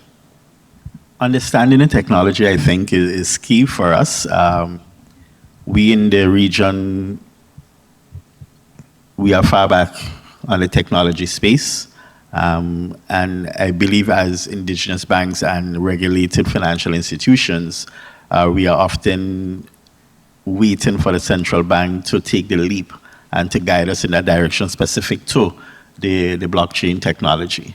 But besides that, some of the challenges we face are the compliance challenges, right? Compliance to the regulations, compliance to your guidelines. verification, because I know we had some conversations recently that when someone puts a notary stamp, how do you verify that is legitimate, right? So that is another challenge that I think from a technology in terms of verification purposes. Efficiencies, we have seen significant improvement where that is concerned, so I would not really put that as a challenge per se, but from that perspective, and also when you look at jurisdictions that are highly cash intensive, like the Lebanon and Iraq, right, you now need to be able to obtain sufficient evidence from a duty perspective to be able to verify or to really satisfy yourself that the funds are legitimate. Because we have a compliance-centric approach to investment migration, because we have correspondent banks, right? That is key. The major risk that we face, and Joanna alluded to it earlier, is the risk of losing a correspondent bank relationship. You do that, you are relegated to a credit union, right? So when you look at the global space in investment migration, the banks who are on board in that risk, they're really and truly taking on a major risk to support this particular program. So you want to ensure that you are doing the right things and showing your regulator and your corresponding bank that you have done sufficient. I mean, things may pass through from time to time, but once you are able to prove that, listen, you have done your work, that is key. But back on it, the technology side, we have a lot to learn. That still remains thorn in the side for us from a technology and a blockchain technology. So people like Sean, I mean, we had a conversation earlier today, and the talents that Sean has, we'd like to tap into those resources to help us in building that infrastructure internally to ensure that we continue to be resilient in treating with investment migration transactions. Thank you very much, Sean. To add to what Will Vaughan said, I'm going to sum it up with two things. It's fear and cost. As he alluded to earlier, we have a fear of new things in the region. And a simple thing as a debit card or online banking, our local customers, they resist it. So there can be a sort of a natural resistance to the new things on technology or financial innovation in that space. So it's fair cost. The cost is the next factor. In order to improve our systems, in order to be at the forefront of technological innovation, it requires an investment. And for indigenous banks, local banks, it's a heavy cost. Unless we're looking at doing something collectively, any one institution putting a new system in place, whether it's Portal through Saturn, where's Chad? He's making waves in the region right now. Or just improving overall, it's a cost. And the financial institution has to bear that cost, and it has to come from somewhere, and it's going to be passed on to the customer. So it's fair and cost. Thanks, Aishan. From a practitioner's perspective, knowledge, training. So a lack of understanding and a lack of training. There isn't, if you exist in the financial services sector, you get so many opportunities to train your staff, broaden your knowledge. And for us, we are facing clients who are demanding that we find solutions for them to operate utilizing these new forms of fintech and in the cryptocurrency space. And we're at a point where the banks will only accept fiat. So when a client requires that as an agent, we help them find a solution. Not only are we afraid because we don't know, and even if we're not afraid, there isn't a mechanism in place that facilitates trading that allows us to deal with it and service that need effectively. So if there is similarly a regulatory body that governs this fintech space that can be a source of education, I think that that will mitigate some of the challenges that we face. And then one very real and short issue, similar to the bank's concern with corresponding banking, we are concerned that if we take certain steps, we risk the banks, the local banks, closing our accounts as service providers. And we face the restriction that in many jurisdictions, we are limited to working with one local bank. And so it really does feel like you're constantly on a tight rope, you know, you're teetering, and it makes, that stifles innovation. So not to direct policy, but I think also opening up the banking space for CBI is important in addressing the overall functioning and this new space that we're entering into. Thank you so much for that, Daisy. So what we're extracting from the comments we've had so far in response to that question is that there's a knowledge gap, there is a native resistance, and then there are all of these external factors that are sort of limiting and controlling. So Sean, talk us through the issues that are critical that will help us become a lot more comfortable with navigating this space. What are the technologies that we can be leveraging? What are the safeguards that are in place? Why shouldn't we be afraid? Why shouldn't we be resistant to the financial innovation opportunities? Okay, so I'll disagree with you for just a moment. I think you should be afraid, but you shouldn't be resistant. And the thing is, so this notary example is such a perfect example, because there is this trust that this notary stamp and the seal and whatever the bookkeeping and accounting that goes along with that process is trustworthy. And you might fear the digital version of that process, which is a digital signature, right? But a digital signature, I mean, I can forge a notary stamp all day long. I can't forge a digital signature. I can't cheat that way. Now, the thing that's scary about it is that in the digital world, there are different ways to cheat. And those ways prey on people's ignorance of how the technology works. But if you understand the technology, if you're properly trained and the people understand the basics, then you can't cheat. It's robust. I mean, it uses the same sorts of cryptographic algorithms that your banks are using to secure access to the underlying systems.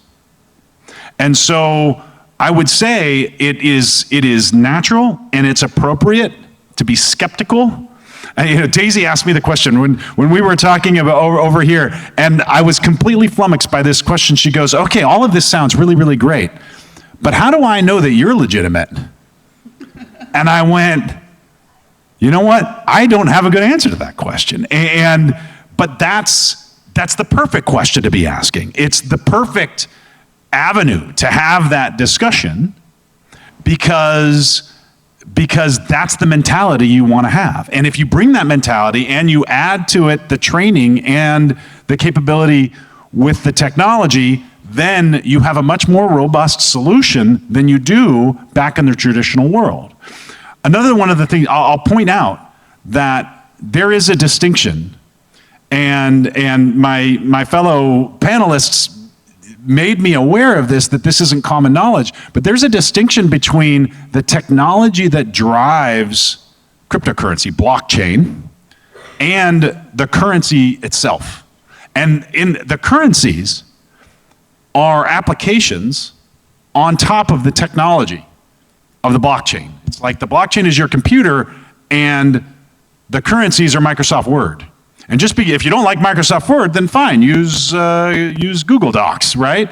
And that's great. And just because Microsoft Word might be terrible or great doesn't mean Google Docs is terrible or great, just because they both run on computers, right? And that's something to also keep in mind. I want you to stay with that a little bit more. You talked about the understanding basic things such as the technology versus the actual asset. How can the adoption of some of this technology assist us in maintaining transparency or increasing transparency, which has always been a concern in respect of some of these things? Yeah, blockchain has gotten a pretty bad rap recently because, and I don't know that it's undeserved in some respects, because it's based on some of the fear and the fact that there have been some very high profile ways in which it's been exploited and misused. But the fact is that we have the tools to make the blockchain and these applications, the cryptocurrencies themselves, to make them safer and vastly more transparent than fiat currency. The tools exist and we can use them. And so a robust regulatory framework that leverages these kinds of tools can provide an environment that's much safer and much more transparent than the old environment. And that, again, like I was saying in the very beginning, repels the bad guys and attracts the good guys. And I mean, these are people, if we're onboarding, these are people who are technology native, right? They're digital natives that are versed in technology. These are people that bring the kinds of ideas and investments that go well beyond merely building another resort, right? And so this, again, going back to that rum and punch mixture of attracting the right kind of technical talent, paired with the regulatory framework that keeps things safe and transparent, this can create this environment that can, help the island be a great place to make money, not just spend it. Thank you. So as we get ready to wrap up, there are a couple of issues that I want us to ventilate very quickly. For the bankers with us, what financial models are you finding are proving to be most useful for sustainable long-term program development? And I'll ask you each to address that in a minute and a half.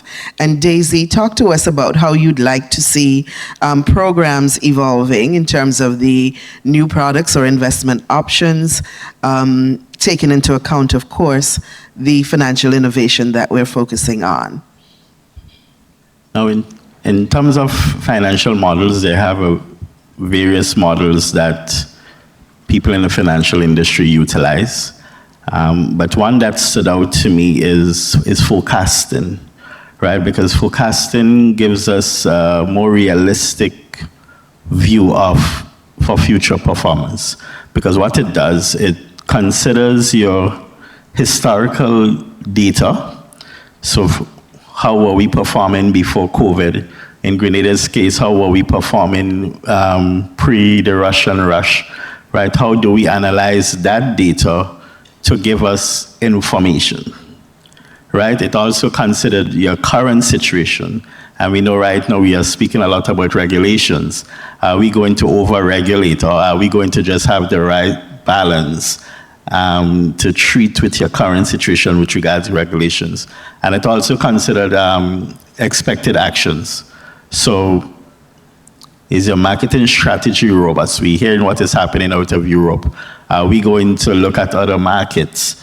How efficient and agile is your marketing strategy?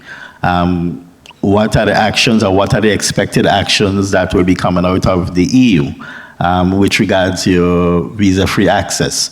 So forecasting gives you all of that. And what it does is provide you with that framework so you can plan strategically, right? So you are able now to put in the respective strategies to mitigate some of the risk. And with that analysis that you do, you consider both your internal environment meaning Grenada within the CI, the various investment migration units, treat to the inefficiencies there, and you also consider the external environment. Those are threats, you have to look at those also. So I thought that forecasting in terms of a financial model, I believe is very suitable for strategizing your future of investment migration. Thank you, Sean. I wouldn't have much more to add on what Will Vaughan said. Forecasting is a good option, and looking at your data as well, analyzing your data, making sure that you're capturing the right type of data as well so that you can make better informed decisions. Daisy. No, with what do we want to see for the CBI programs in getting into the future? So I think that the successful CBI program, and I think we were all heartened to hear both the leaders of our countries and the leaders of the programs indicate that the programs are here to stay. And what seems to me to be a very good way of shoring that up is having investment options or having paths which are economically diverse and also have an element of social consciousness. And my colleague, Sean mentioned that it goes much farther than building a resort. Our resorts in the Caribbean are pretty important, but you're quite right that we can broaden our thinking.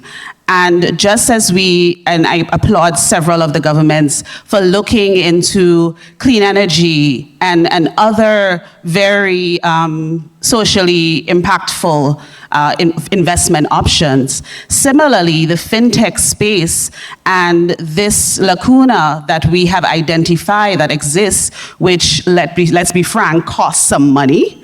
Let us maybe think of ways of having that be one of the diverse areas that our CBI funds can be invested in. Because that's not just an investment in infrastructure, it is an investment in our people, broadening our knowledge base, improving the market. It's quite full circle for the CBI program because it helps in the long term and it also attracts the people that we want to bring in.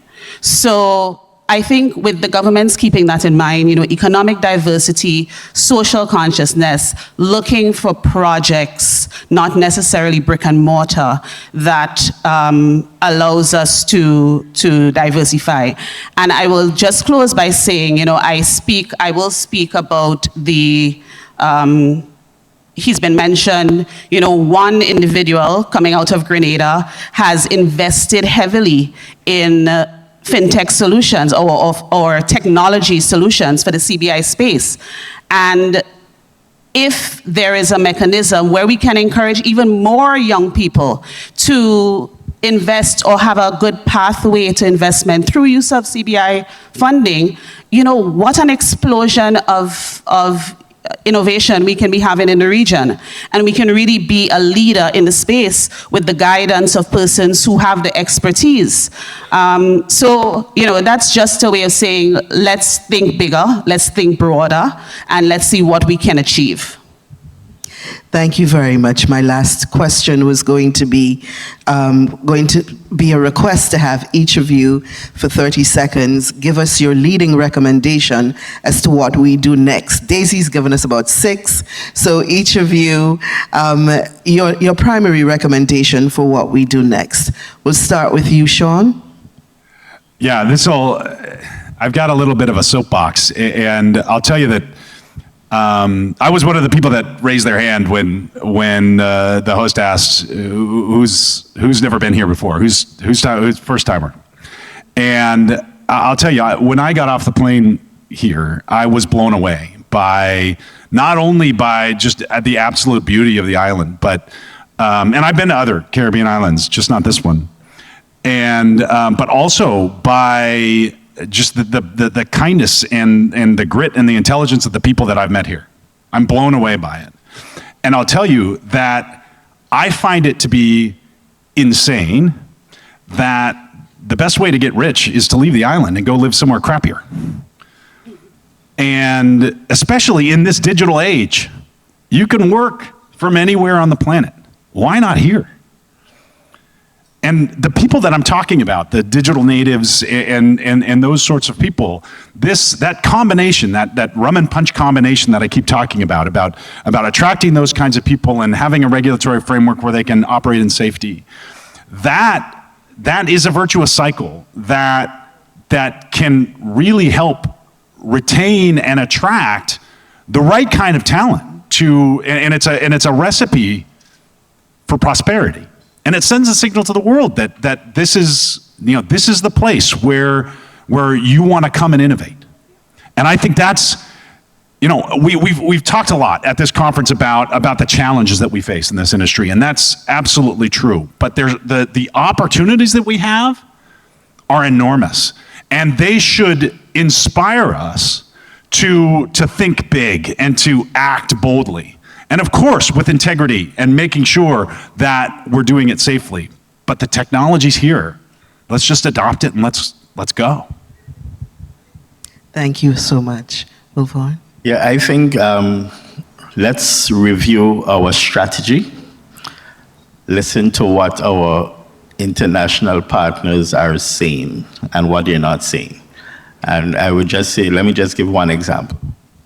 In 1996, a regional bank sent a letter to our bank giving us the reasons why we cannot continue as a bank because they wanted to buy us over. So they did not realize that they were telling us what to do to survive. That regional bank is no longer in Grenada, and we are the largest bank in Grenada right now. So let's strategize, listen to what the people are saying, and we'll be in the right direction. I think next step would be to continue to have the discussions and take some decisive action. Often we're waiting for the regulator or, as Will Vaughan mentioned, maybe the outside international community to tell us what to do. But we have access to the information. We can come together as a collective and make some decisive decisions and act on them. So forming public-private partnerships, they're free to do. We can set up committees between agents, banks, CBI programs, have the discussion on what we think is best for the program that will maintain the integrity of the system as well and maintain the sustainability, as the theme says, and take steps towards that. We can push the regulation up. It doesn't have to come down to us. We can push the recommendations up. So not just having the discussions, but taking decisive action as well, and it's free to do. Thank you, ladies and gentlemen. Please help me thank Will Vaughan, Sean, and Daisy for an absolutely brilliant panel. Thank you for your attention. Thank you, Sherilyn.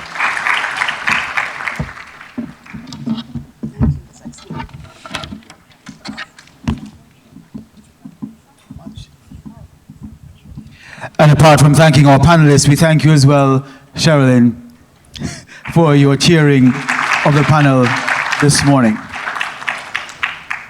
We are moving smartly enough, and we are happy to hear from our bankers, from the banking fraternity. It's now time, though, to talk about sustainable development investment. We've heard from our prime ministers in high-level dialogue about how CIP, CIU funds have been able to transform the lives of many across the region. And our next keynote speaker is extremely interested in development, financing, and socioeconomic development of our territories. Now, our next speaker is, can be described as a rapper, a singer, a record producer.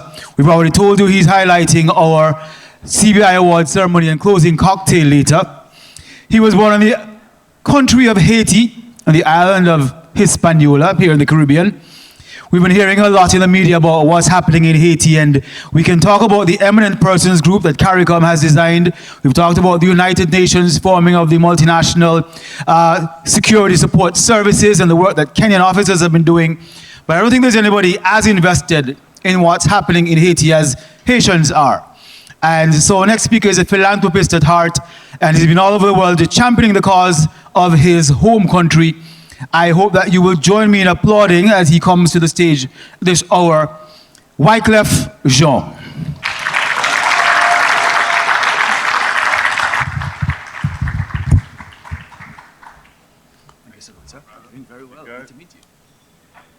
How y'all doing? That's gonna be a tough crowd. Oh, I know y'all good. I saw some of y'all last night turning up. That's why y'all eyes look chinky like mine. So in saying this, it's definitely an honor to be here with y'all today. I want to start off by, I was called the rapper in the beginning. I want to add a few more things to my natural life. I am a doctor of music. I have degrees. I graduated from a small college called Five Town College. At 15 years old, I was advanced in the field of audio technology, naturally self-taught. The album that everyone so much loves, which is called The Score, the Fugees, I was so advanced with the technology that that album was recorded in my uncle's basement. So I say that to start off with the idea of imagination, the idea of being able to dream. So before I even start off with the teleprompter, which I'm not too good at, I'll get to that, but I need y'all to feel the human in me. I ain't gonna snitch on my friend. He saw my speech. It was so good that he said ChatGPT did a good job. So it ain't ChatGPT. I want to start off with this. So I want to start to talk about the idea of imagination. So I was born in Haiti, in a small town behind a cemetery in Kwadebuke. I used to have a donkey. The donkey name was Boo Boo. And every Friday I would get on Boo Boo with all of my friends in the village, and they say, "Where are you and Boo Boo going?" And I would say, "Me and Boo Boo are going to America. And anything that you would like, tell me and Boo Boo what you like, and we will bring it back to you from America." The kids would tell me what they want, and me and Boo Boo started our trip to America. The imagination of a child as we went across the cemetery. Kids are cheering, they're smiling. And after we come around the cemetery, we are giving them imaginary gifts. The power of imagination. At this time, we barely have anything to eat. Crops are bad. We barely have the idea of rice, tomatoes, plantain. It's rough. We were at grandma. And once, I would say every month, once the harvest is better, we would bring something in. She used to make that great Sunday feast once in a while. It was so amazing. I only tell you that to tell you the power of imagination had us forget that we were hungry. We felt successful at that time. So by the time that I got to America, through that power of imagination, the dream became a reality. So I tell you this to tell you that I am just one by way of a slave trade from Africa. My ancestors made it to the Caribbean. And through this, they labeled us and said, "I am from Hispaniola. You are from Antigua. You are from Jamaica." And in reality, our power is unification. Because through unification, we possess culture, currency. Remember this word, culture, currency. Don't try to steal it or I'm gonna sue you. But it's a word that we'll talk about. So in saying that, In the island of Haiti, how do I click when I'm ready? Is there a clicker on the teleprompter? This one? Oh, she's gonna do it for me. Okay, so every time I yell click, just click for me. All right? Because I don't want to get caught up in a Kamala Harris situation. I loved her, but it didn't work out. I love her though. So in saying that, not too long ago, I met a group of Haitian students. One of the only 10 global teams who made it to the World Robotics Competition in Greece. With no million-dollar grants, no high-tech labs, they engineered a protein solution from local leaves to fight hunger in Haiti, in a nation where 44% of people face food insecurities. They build a path forward. They created innovation not to show off, but to solve a serious problem that directly impact their nation through their own resourcefulness and leadership. This is the Caribbean future we can build. And I only start off by saying that because all you see in Haiti is talks of the gangs and how terrible things are going.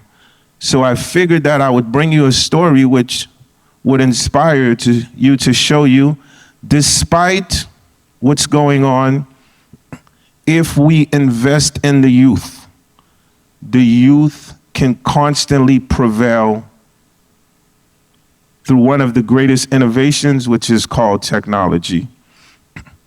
I go into the word foundation, very important to me. We can unlock the future. We can't unlock the future unless we build a solid foundation. And I guess for me, you could pull the teleprompter up a little. For me, a solid foundation, it started off with my parents, my mother and my father. Caribbean, hardcore roots. Can you imagine I'm in America and I tell my father, say, what do you want to be, boy? I said, I want to be a rapper, daddy. A rapper? What's that? That's drug dealer music. I bring you to this country, you say you're going to be rapper? No. You going to be doctor, lawyer, or engineer. 3 common things you're going to be, either a lawyer, a doctor, engineer. So I said I'm going to be an engineer, but the rap worked out. I only tell you that to tell you the idea of solid foundation. The Caribbean, you know, we often glamorize for the fact of how great we are in sports, right? Cricket, track. They always talk about how good we runners, how good we play cricket, and how good we could make people dance. They be like, oh man, the Caribbean people, everybody have a song. Every other Caribbean person can sing and has written a song. You are aware of that. I remember one of the trips I went to in Jamaica, and when I got to Jamaica, dude picked us up, tourist dude, and he said, yo, we write a new tune, you want to hear it? He said, go on, jingle bell, jingle all the way, pop, pop, pop, oh, what fun it is to ride. And I'm like, man, you ain't write that song, man. But just to show you the celebration of how we are as a people. But I think they're missing a few things on that list. I think we are some of the best minds to come out of the world, you know?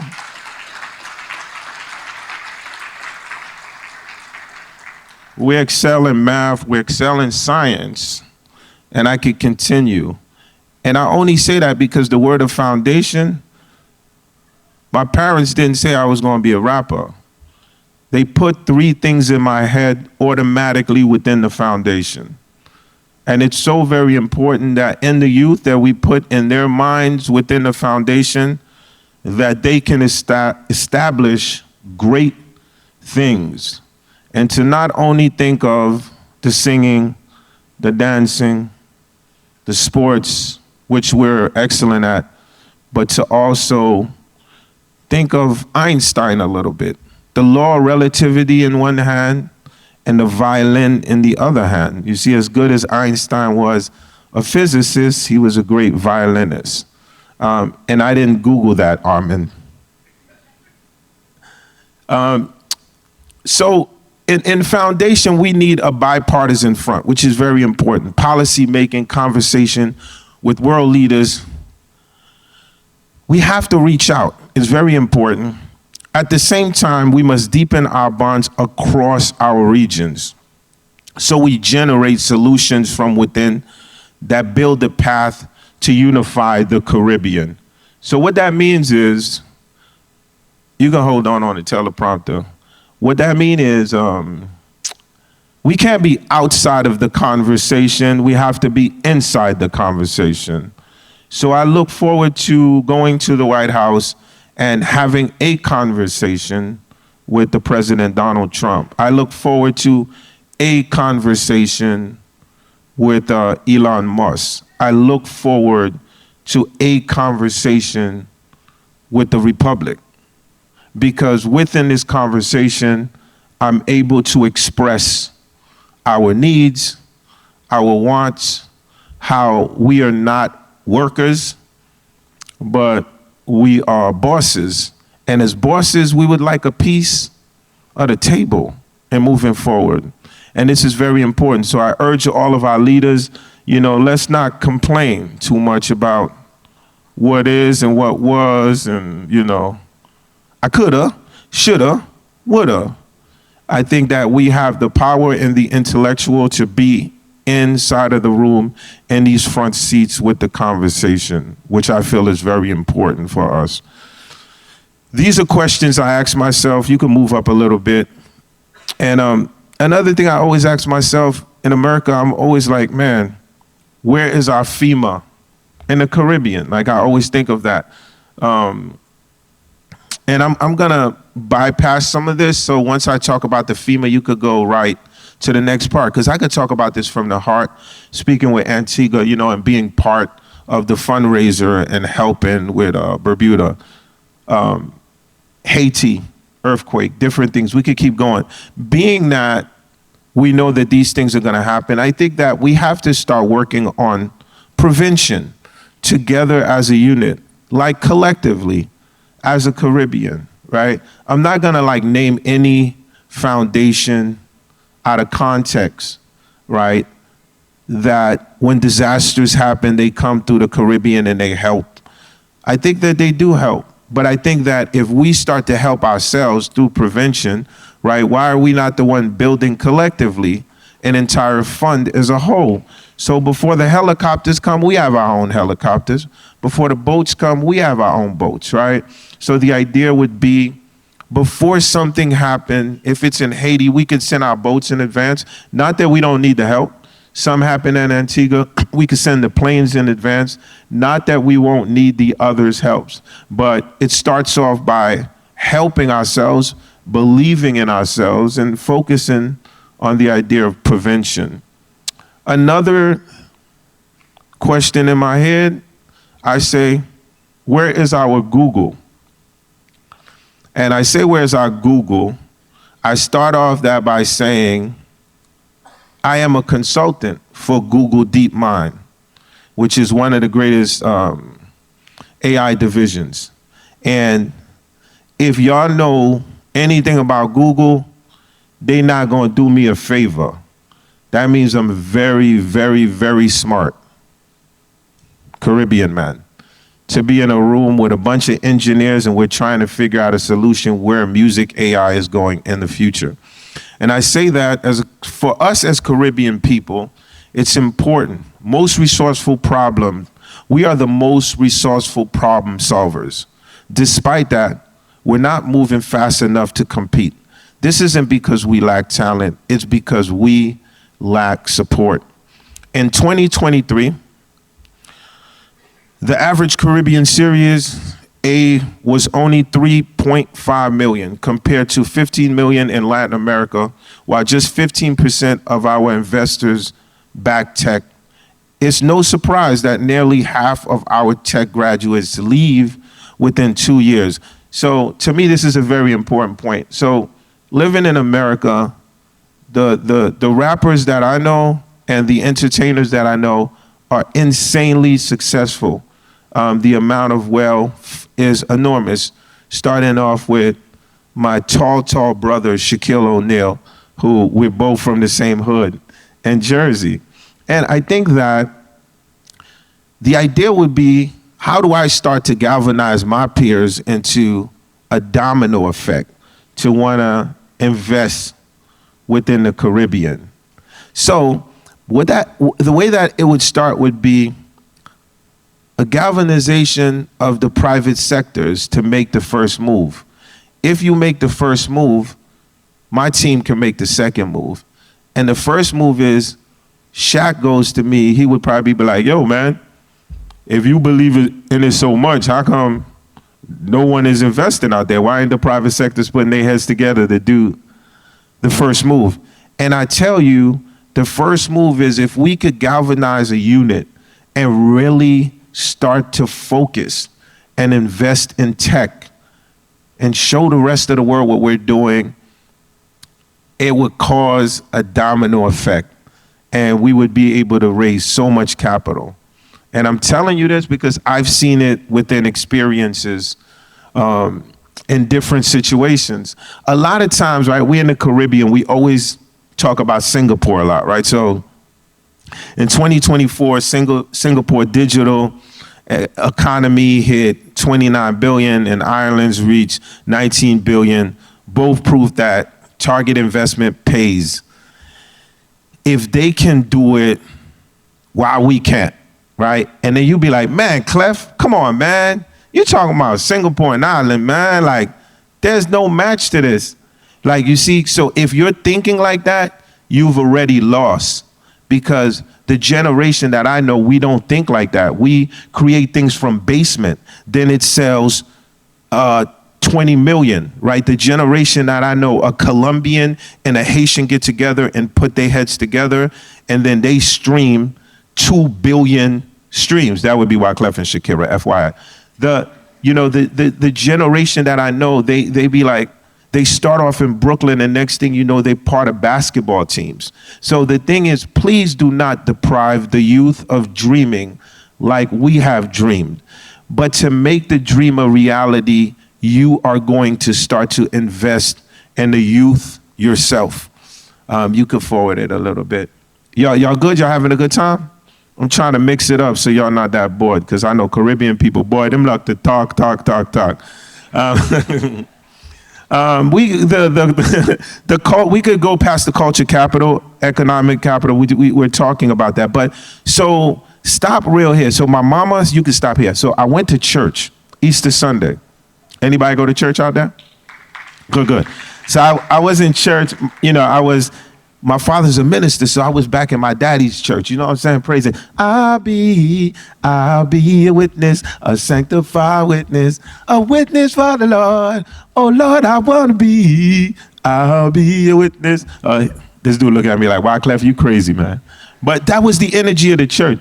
And I only start off by saying that because my mama is not a fan of marijuana, cannabis.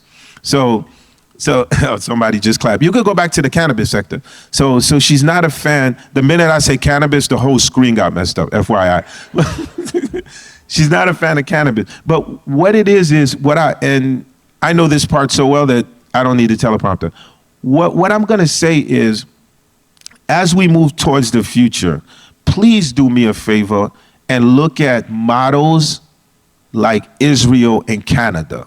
So just a little quick message to CARICOM, respect to everybody in CARICOM. I played in all your islands. Y'all know I love y'all to death. I just want to think of a simple idea. It might be kind of crazy, but if we formed one seal, like a cannabis seal, where we can trade not as one island or two islands, but as a nation, and make the farmers actually like stakeholders in this DAO, I think that we can move forward, because I feel like what's going on is, I got my little island, I'm growing my thing, you can have your little island, right? But if we form a seal, get private sector to invest in this. I feel if you look into this, we could put more power in the hands of the farmers as making them stakeholders. And I speak on behalf of the son of a farmer.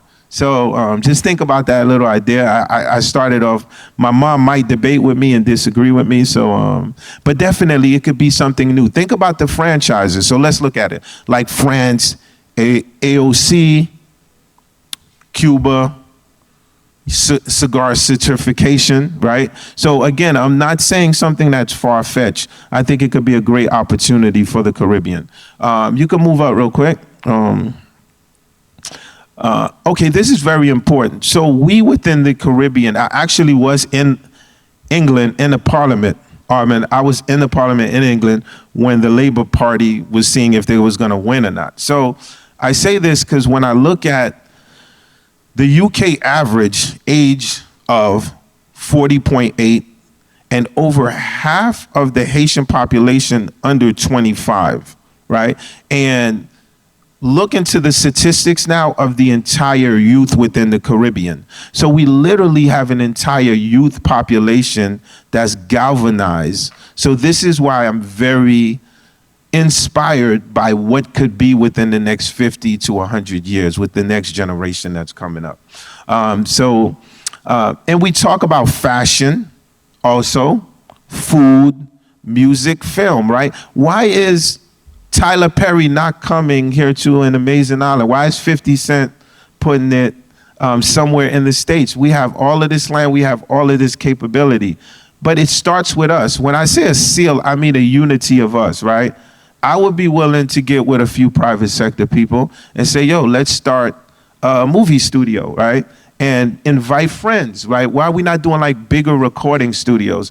One of the people that have inspired me is Chris Blackwell. Like seeing like what he has done in the Caribbean. There's no reason why we, the next generation, can't continue that. But I would continue it with y'all. I'm just throwing ideas for the private sector, just to know that, you know, that we do have minds, we do have ideas, we definitely innovative, but we can partner up with y'all. We very strong in that sense. And I think there's no place like the Caribbean. Y'all got to give that a round of applause. Y'all all here. You could pull up. So, and then leadership is very important. So when we talk about leadership, you can scroll up a little bit. You can scroll up. Okay. All right, cool. Definitely. So this is the part, I guess, rappers call it the shout out part. You know what I'm saying? So some of the leadership people that have inspired me as unifiers, of course, is my brother, founder of Global Citizen Forum, Armand Artin, who's my brother. You know, I love you to death. Thank you. That's my brother right there. And he's so cool, my brother, that DJ Khaled got so jealous because he sent me a Louis Vuitton bag and it glitters up. And you know, Khaled always have to have, we the best. I said, Khaled, I got you beat this time. My brother did it. And of course, I call him the world boss, Gaston Brown, AKA world boss. And again, the Prime Minister of Barbados, I feel like she's doing an amazing job. Shout out to her. Wow, like, if she's watching this, just tell her I've seen every one of her speeches and she's just insanely amazing. And what a leader. You know, she turned climate debt into clean water projects. She brought the Bridgerton initiative to the G20, and I could keep going on and on and on. But I feel that she's an example of where we need to be leading in the future, and I look forward to more leaders like that, and I'm gonna give that a round of applause. So you could definitely go up. So I guess in conclusion, what I'm gonna say is that we, as the Caribbean, as a team, as a unification, as a united front, right? We can do great things. And I only came up here and made sure that I spoke before singing at night, because everyone who came up to me yesterday was like, White Cliff, let me get a picture. Yo, Clef, let me get a picture, man. Are you gonna sing tomorrow, man? Hey, man, where's my woman that wanted me to sing the French song? She was like, my favorite song. Okay, I'm going to sing your French song later. Somebody was like, yo, can you sing Hips Don't Lie? Somebody was like, oh, man, I've been a Fuji fan for, man, 100 years. I'm like, hold up, I'm not 100, man. It had to at least be. So that same excitement that you have with me as an entertainer, I needed you to have it with me as an entrepreneur and a visionary of the future.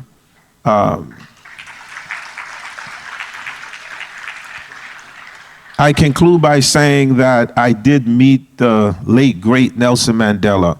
And, you know, he's one of my greatest inspirations. And, you know, to live for self is just to live, but to live for others is the greatest accomplishment. And we lost two other great leaders that was mentors of mine, Harry Belafonte, who was a great, and then I just lost, like a godfather to me, the late Quincy Jones. So what I'm gonna do is follow in their legacy and continue, and I love you Caribbean folks from the bottom of my heart. Respect, Sid.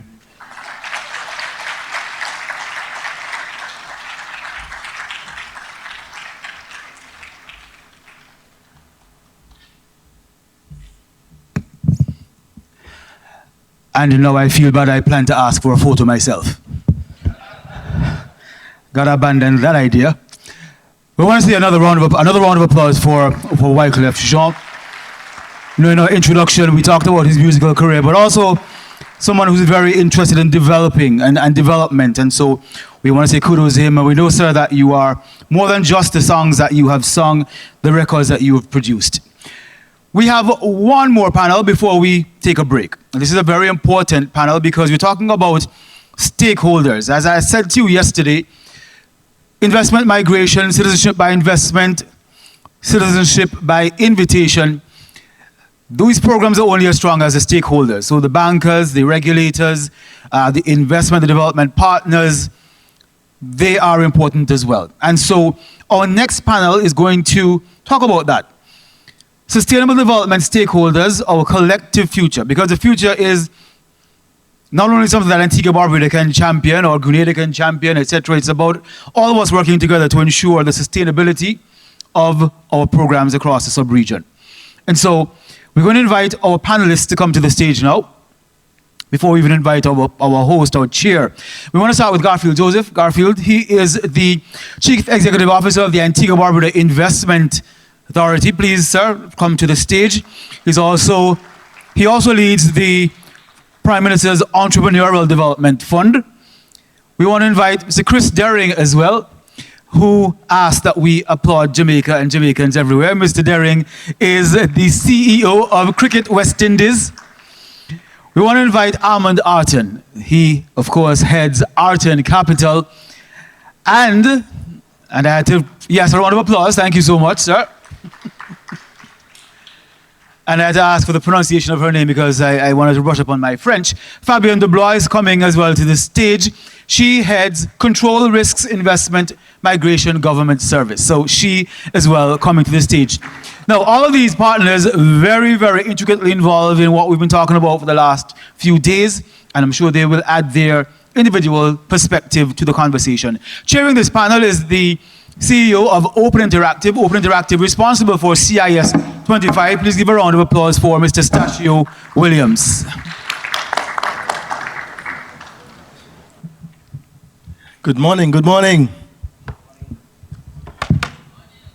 It's great to be here in beautiful Antigua and Barbuda as we host CIS25. I want to, before we jump into this prestigious panel, just say a heartfelt thank you on behalf of Open Interactive, our members, our teams, our staff, to the Antigua and Barbuda Citizenship by Investment Unit, Mr. Jeff Hadid and Charmaine.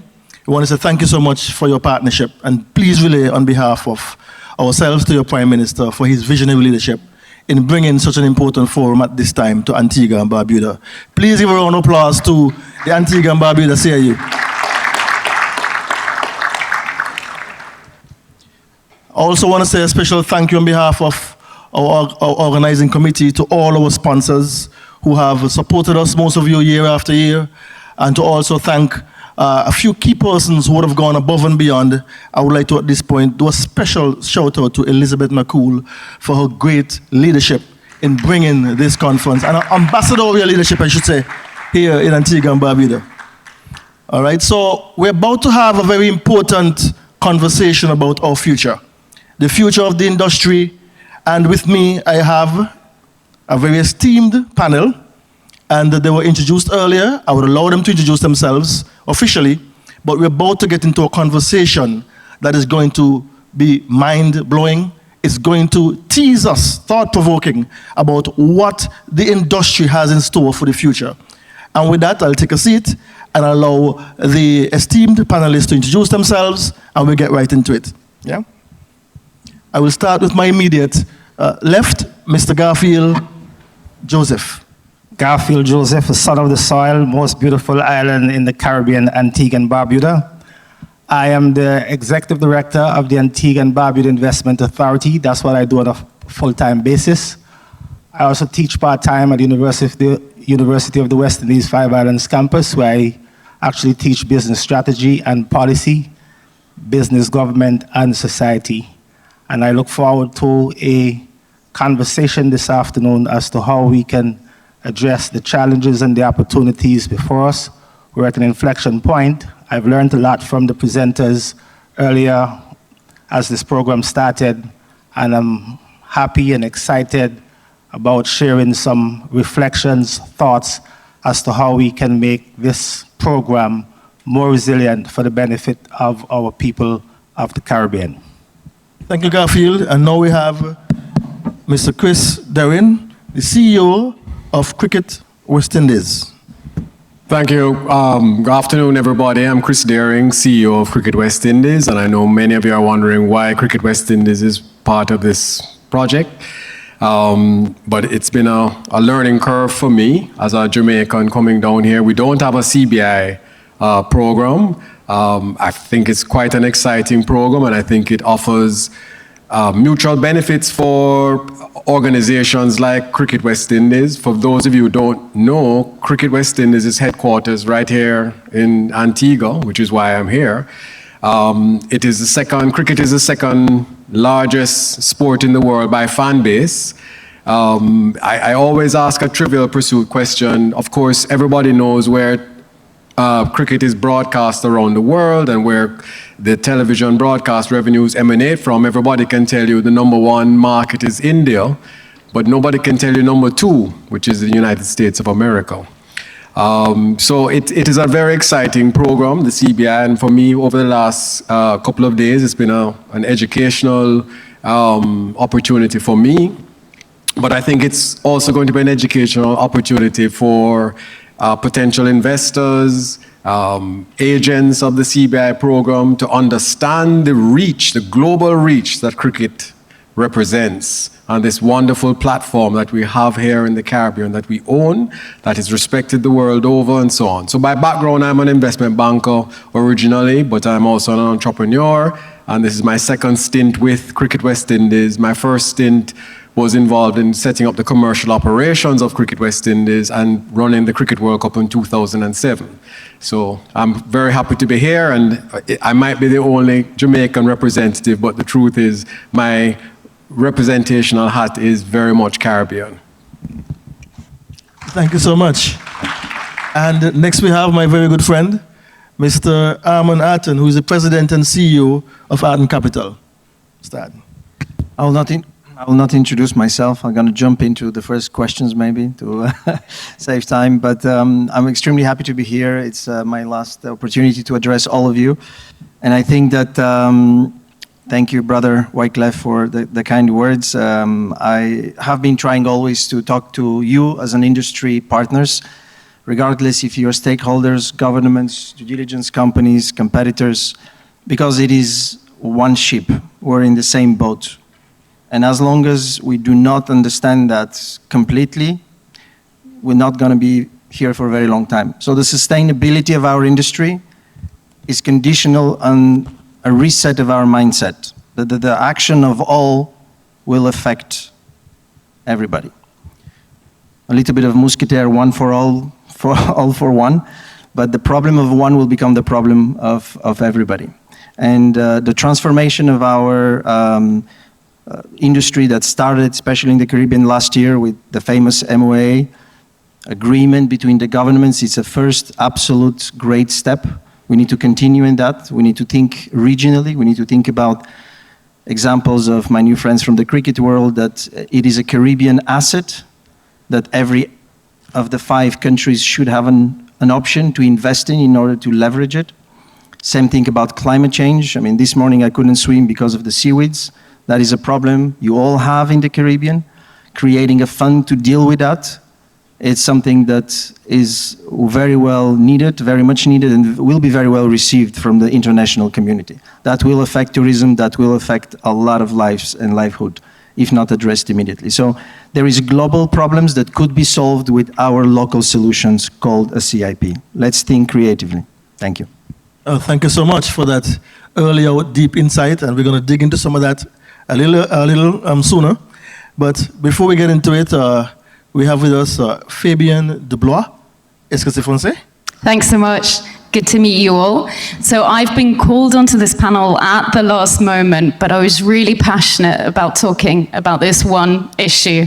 And I think it's been reiterated already on the prior panels, including the leadership panel and Wycliffe Jean's speech. I'm passionate about talking about how sustainability impacts the future and the past, and how risk management can help empower decision makers to make the right decision for the future. And when we're talking about sustainability, we're talking about sustainability in the eyes of all stakeholders. We've talked a lot about stakeholders internationally already, especially yesterday. And I was really inspired actually by some of the points around stakeholders being local, being farmers, being individuals who have to use the roads that are also used by all the hotels that are being built, by individuals who depend on water supply and electricity supply in these islands where the developments are happening. And so really excited to talk about the role of risk management, mitigation, and decision making on this topic. Well, thank you so much, and I think that dovetails nicely into the first question we're going to put before the panel. Just so that we know, sustainability is at the core of our theme this year. It's integrity, stability, and sustainability. So the first question I have before our panel is, how can Caribbean nations effectively integrate sustainability into their citizenship by investment programs to ensure long-term economic resilience? Now, I'm tempted to put that first one before Mr. Arden. Mr. Arden, could you take that first one? I'll continue on my previous thought of idea that currently a lot of programs have created what we call the PBO, public benefit options, funded through the CIP. I think that we're again creating something that is local, island by island, while we have regional problems. And that now that the price have been unified and the benefit being shared between the islands, creating a centralized PBO for being climate change, investing in your youth entrepreneurship, in music, in climate change resilience, or in cricket, or even an airline. It's ideas that can be funded by a common fund that every of the 5 islands, as an example, can contribute to it. Every country can grant a citizenship, and every country being a stakeholder or owner of that initiative will benefit it as a shareholder in the future. Oh, thank you so much. I see my good friend Garfield wants to weigh in. Can you? Yes. From what I've listened over the past few days, I have a couple of thoughts on the concept idea of sustainability. And I'm looking at that concept from the survivability of the program and the growth of the program, given the challenges that exist today. And I see 3 main opportunities. The first one is that I think that we need to look at the program rather than a transaction, how many applications, the revenue. We need to look at it more from the life cycle of that particular customer. We are able to attract X number of visitors paying a particular fee, but it ought not to be a one-off transaction. How do we deepen that relationship? By having some type of emotional connection. We know from an insights consumer point of view, persons who have an emotional connection with a particular brand, with a particular transaction, generally spend more. So as I reflected on the thoughts we had about growth and sustainability, the key question is, how do we get those persons that we have already connected with to spend more on the island?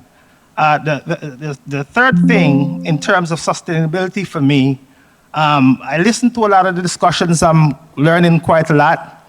And it seems to me that we are at an inflection point, but at the same time, we need to have some, what I would call some deeper insights into the behaviors, actions, motivations of the persons who are actually invested in the program. We know that the program started 40 years ago in St. Kitts, and there may have been particular motivations that drove them to invest in citizenship in a second country. That may have been mobility, that may have been freedom of choice, etc., etc., etc. But my point is, what are the insights today?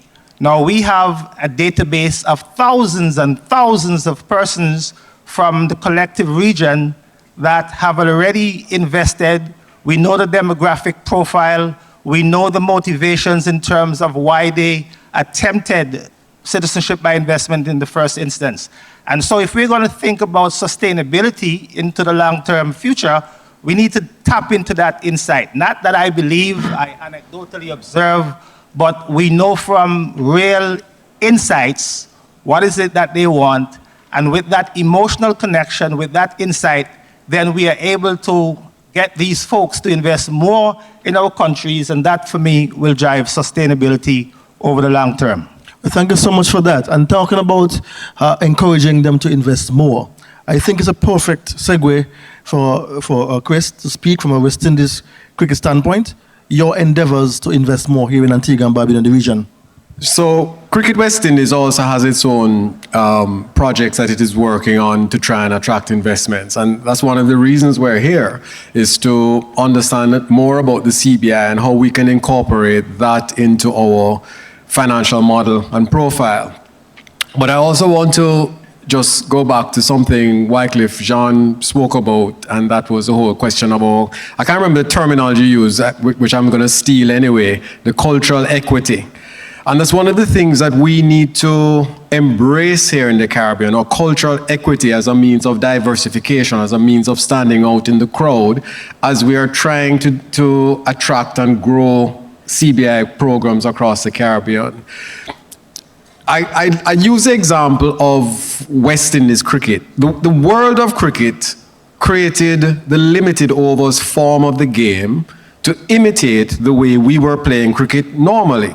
So that was an intellectual property that we should have claimed, because limited overs started to force cricketers to play the way the West Indies did. And then right here in Antigua, Antigua started playing music in the stands and having live concerts in the stands. That was a form that then, migrated to the other Caribbean islands. In fact, I took the idea from Antigua and brought it to Jamaica. But then the rest of the world saw it on television and started to imitate it. And that was, again, intellectual property that we created here. And so we created this form of cricket on the field and off the field that the rest of the world embraced, turned it into something called T20, and now the IPL television rights sell for $6.2 billion, and we get nothing. So somehow we need to remember that we have something here that is very special, and we innately create these assets that are very marketable, very attractive, has an emotional attachment. Because when you, and Amon will tell you, when you're going out to sell investments and try to make your country or your CBI program stand out in a crowd, you need something sexy. What is the hook? What is going to attract a particular form of investor? Cricket is an incredible platform. And so we're hoping to utilize that platform for ourselves. But I would say to all agents, look, when an India tour comes to the Caribbean, what an incredible opportunity to invite the plethora of Indian billionaires, millionaires, multimillionaires that are resident in the United States to try and attract them to the CBI program here in the Caribbean. Because this is a wonderful lifestyle that we have. Absolutely, and talking about, again, sticking to a theme about sustainable investment and creating something sexy here, it also comes with some risk, right? Can we have Fabian weigh in on that perspective? Yes. Absolutely. I think there are many elements of risk here. So one thing that I mentioned earlier was the sustainability in the eyes of the public, right? So if you've got the consent of the public for the project, if the public believe that the project furthers local employment opportunities and career paths, you know, we talked a lot about brain drain earlier. Does the project facilitate university graduates to stay at home and actually find fulfilled employment that meets their expectations at home? That's one point. I mean, I come here as the London-based risk consultant, so I do feel I have to talk about the international aspect as well. And one important part of the international aspect as regards sustainability for these programs is communication of process to those international stakeholders. We all read, everyone in the industry reads the reports that the EU, the World Bank, the IMF, the UK government, and the likes of the DOJ write about the citizenship by investment industry. And it doesn't take a rocket scientist sometimes to notice that the level of due diligence, the level of care, the level of analytical thinking that goes into the decision-making process at the investor onboarding stage is often overlooked. It's often underplayed.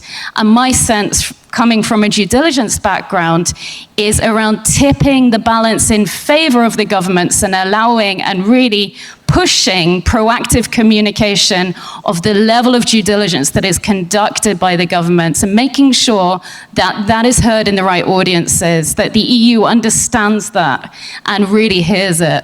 So that's just one element that I would mention.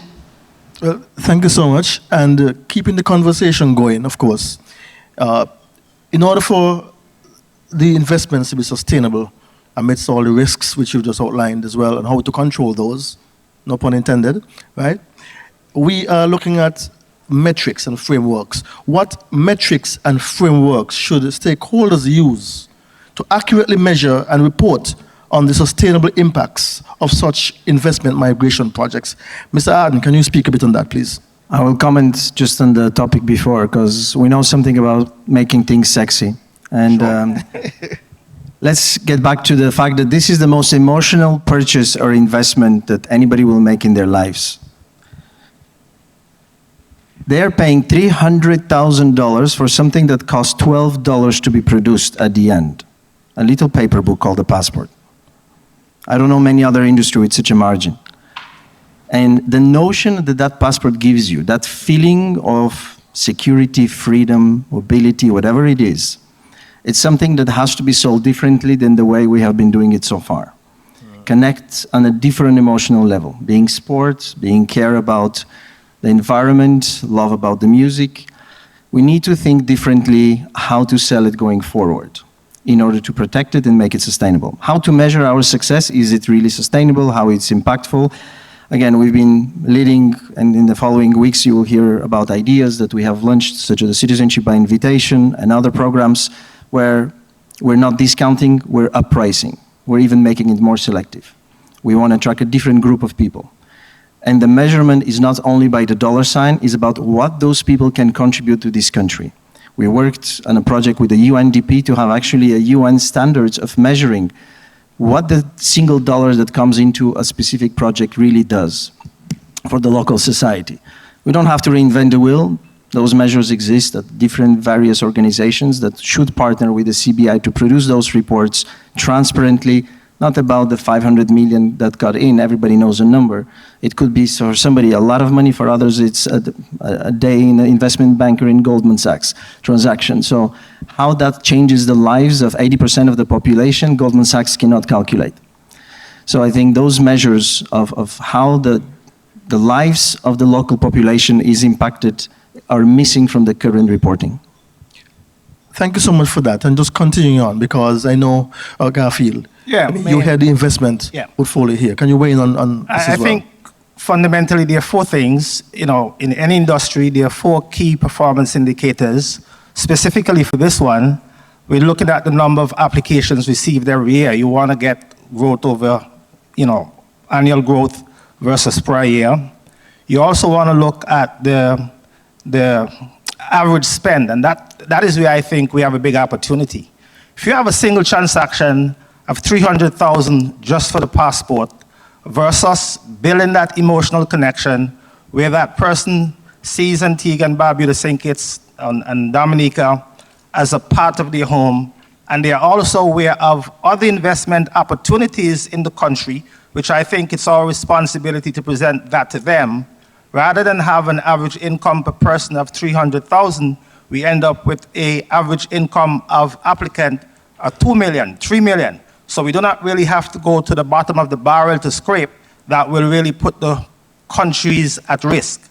So for me, a key performance indicator has to be revenue growth, but also the average spend per individual. My good friend spoke about the impact on the country. Clearly, it's business, government, and society. What is the impact of that revenue inflow on the lives, healthcare, education services that we provide? And finally, what is the lifetime contribution of that particular citizen? We have to look at a lifetime contribution rather than what I stated at the beginning, a transaction. A transaction happens today, nothing happens tomorrow, but if we build that emotional connection where they believe, this is my country, we have social issues, I can contribute because they have the wealth, this is my country, we have investment opportunities, I can invest here. However, the onus is on us as the vendors to ensure that untapped opportunity is leveraged, and I put my hand up to say, this is something I think will benefit us more. Finally, let me say this, don't want to be too long. Every industry has a life cycle. The average life cycle of an industry could be 30 years, 40 years, and then it gets a significant decline. So we have to prepare for that industry life cycle and ensure that we continue to innovate, we continue to keep those customers. Why? Because they have that emotional connection, they have the capital, and we can then customize programs to get these folks to spend more in our respective countries. Well, thank you so much. And I think that's at the crux of what we're trying to do here, talking about sustainability and the future.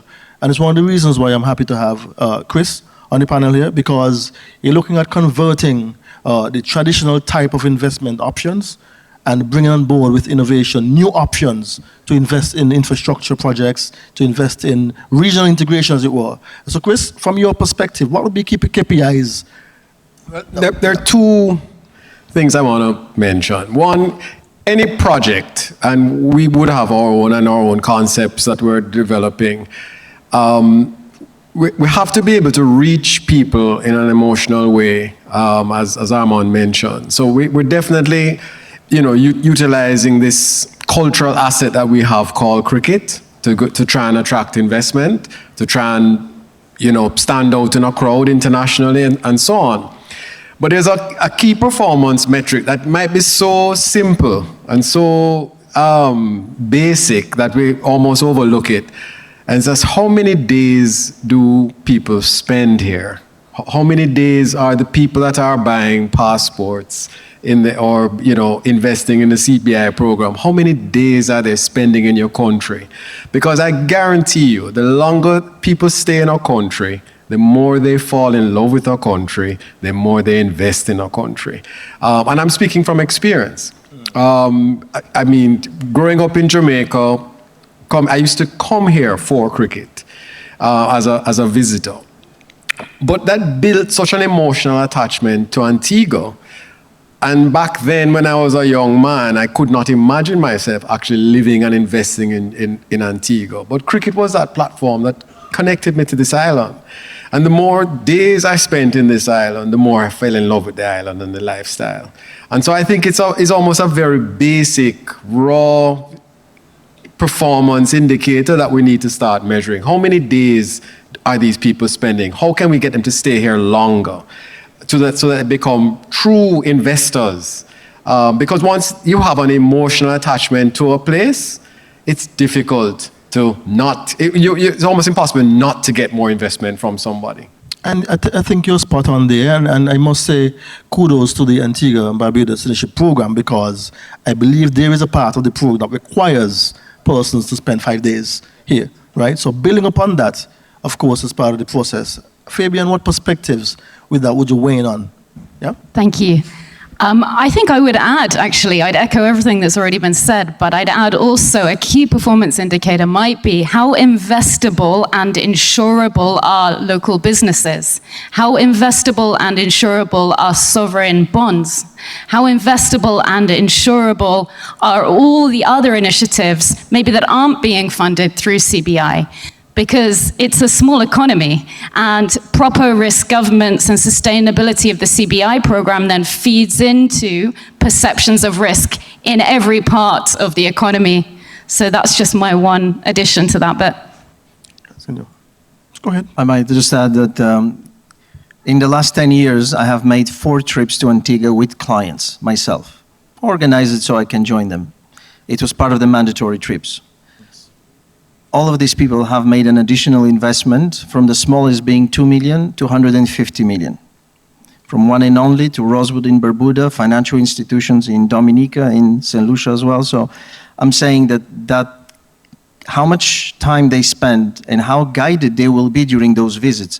If you let them just come for an oath and you don't guide them through that with an experienced advisor in real estate, in hospitality, in sport, to trigger those other elements that will make them invest 10, 20, 100 times more, it's a lost opportunity. Then it's just the dollar sign that they spend in the tourism, in the hotel, or in the spa.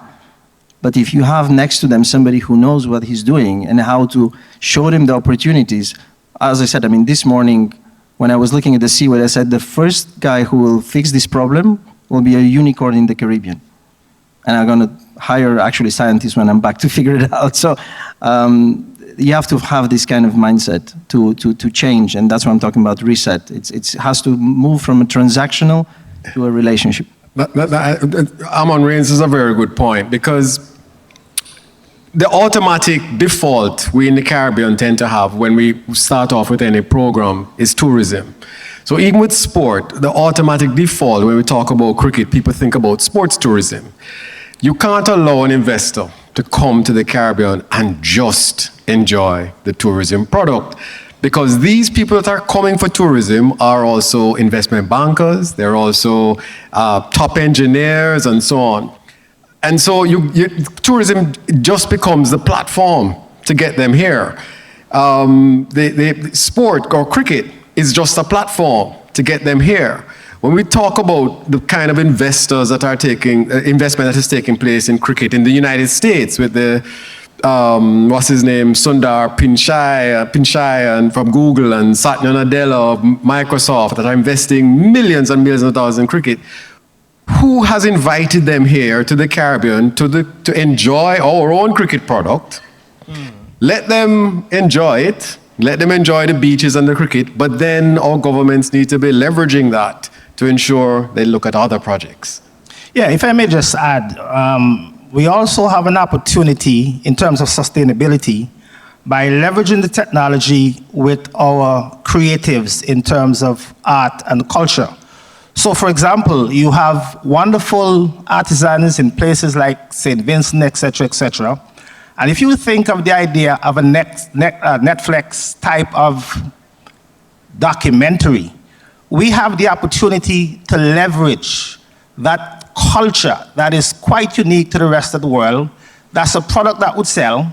The barrier today may be investment capital, but we could attract more citizens, more capital inflows by getting persons to look at this new industry.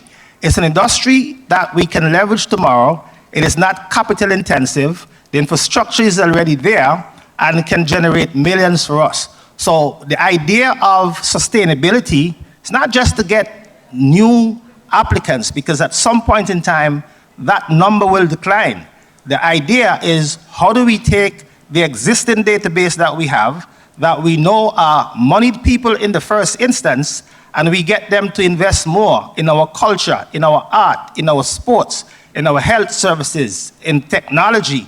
And that, for me, is a low-hanging fruit. I think that's where the power is, but it's not doable unless that emotional connection we spoke about is there. They are willing to contribute. One of the richest guys in the world gave up his job half the time to spend time doing other stuff because he has that emotional connection. And so I think as practitioners, we are to see this industry not as a transaction, but a lifetime relationship that we cultivate, nurture, and harvest at the right time.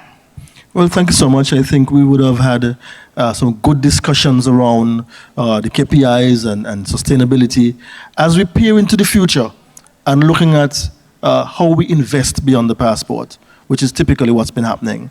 Yeah, there must be a mechanism to make it work. And sometimes we hear that we start a process and then there's government processes that slow it down. Yeah, I would ask, in terms of public-private partnerships, how can governments and private entities best structure partnerships to finance and execute these sustainable projects that can be aligned with, one, the UN Sustainable Development Goals, and ultimately these sustainable initiatives that we're talking about here, right? Can, Mr. Atney, do you want to take that one first? Yes, by hiring a sustainability officer in every unit who can create the programs necessary to measure. It is a small investment that will have a big impact in order how to measure and how to share that information, having sustainability reports on the longevity of the relationship with the clients. And again, AI is instrumental on coming up with the ideas of how to actually implement sustainability into our industry. Thank you. Fabian. Yeah, I would say the UN SDGs, when you look at them, speak to all stakeholders in the process. And I keep talking about stakeholders. Stakeholders aren't just us in the room. They're also everyone who's impacted by the investment. And so really considering that, one of the UN sustainability goals is around education. Another is around poverty reduction. A lot are around technology as well. So looking at the investment in a holistic and a future-orientated perspective would be really, really important there. And I think Garfield, again. Yes, so, I wear another hat as the CEO of the Government's Investment Facilitation Office, and my objective is to make it easy, fast, and simple to invest in Antigua and Barbuda. However, having spent over 15, 20 years in the private sector, both in the Caribbean and in the US, it's a radical mindset change that is required culturally. So you have to have a growth mindset, right? You have to have a business that is managed with a growth orientation. In private companies, you don't perform, you get fired. Stock markets are not growing because of poor management, not so. We can't change the culture, but we can change the behavior by having people who are well-trained, capable, and persons who have that growth mindset. So people capability for me is an important piece. I also think that we need to have that public sector, private sector partnership. Think about it, small islands, limited resources. We don't have all the know-how in the public service. We do have know-how in the private service. And if we're able to bring those resources together, I think we can make it easier, faster, and quicker for persons to invest and invest with good returns on their capital. And speaking of investment, thank you so much, of course, Chris. We need projects. We need a number of projects. There has to be somebody focusing on building a project pipeline.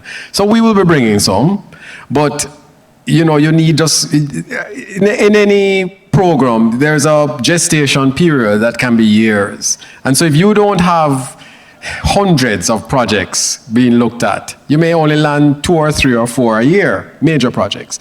And so you have to have this buildup of projects in a pipeline, and somebody in every country needs to be responsible with going out and encouraging, pulling projects into this pipeline to ensure you have a number of projects constantly coming into the pipeline so that investors have options to look at. It has to be diverse projects. As I said, we automatically default to tourism in the Caribbean for some reason. So normally when you see a pipeline of projects going for funding as an investment banker, if there are 50 projects from the Caribbean, there are 45 that are involved in tourism. But as Wycliffe Jean mentioned, we're far bigger than that, and we have far more expertise in our region. And so each country needs to find a way to build up their project pipeline to ensure that there is sustainability in a program. It has to be, I think the CBI has to be far more than the sale of a passport. We're going beyond that. So, but to do that, to get the perception away from it being a sale of a passport, we have to have a constant stream of projects being marketed internationally. I love that perspective. I think we all can agree that it is. I do have one more area of discussion, which, but just a quick question, is there any feedback from the, no? We have had a very good time here this afternoon, and as we look forward into regional integration, I know we do have, one or two persons who may have to push forward, but I want to thank each and every single one of you for your time. I want to thank Mr. Adden, Mr. Chris, Garfield, and of course Fabian for a very good discussion this afternoon. Thank you so much. The future looks bright.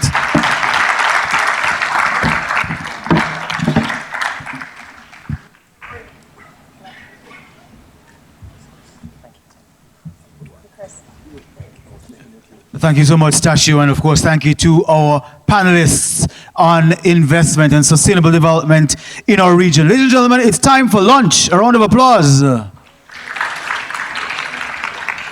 That was a very muted response. I expected more rapturous applause. But we'll see you back here in just over an hour. We look forward to you joining us then. Enjoy.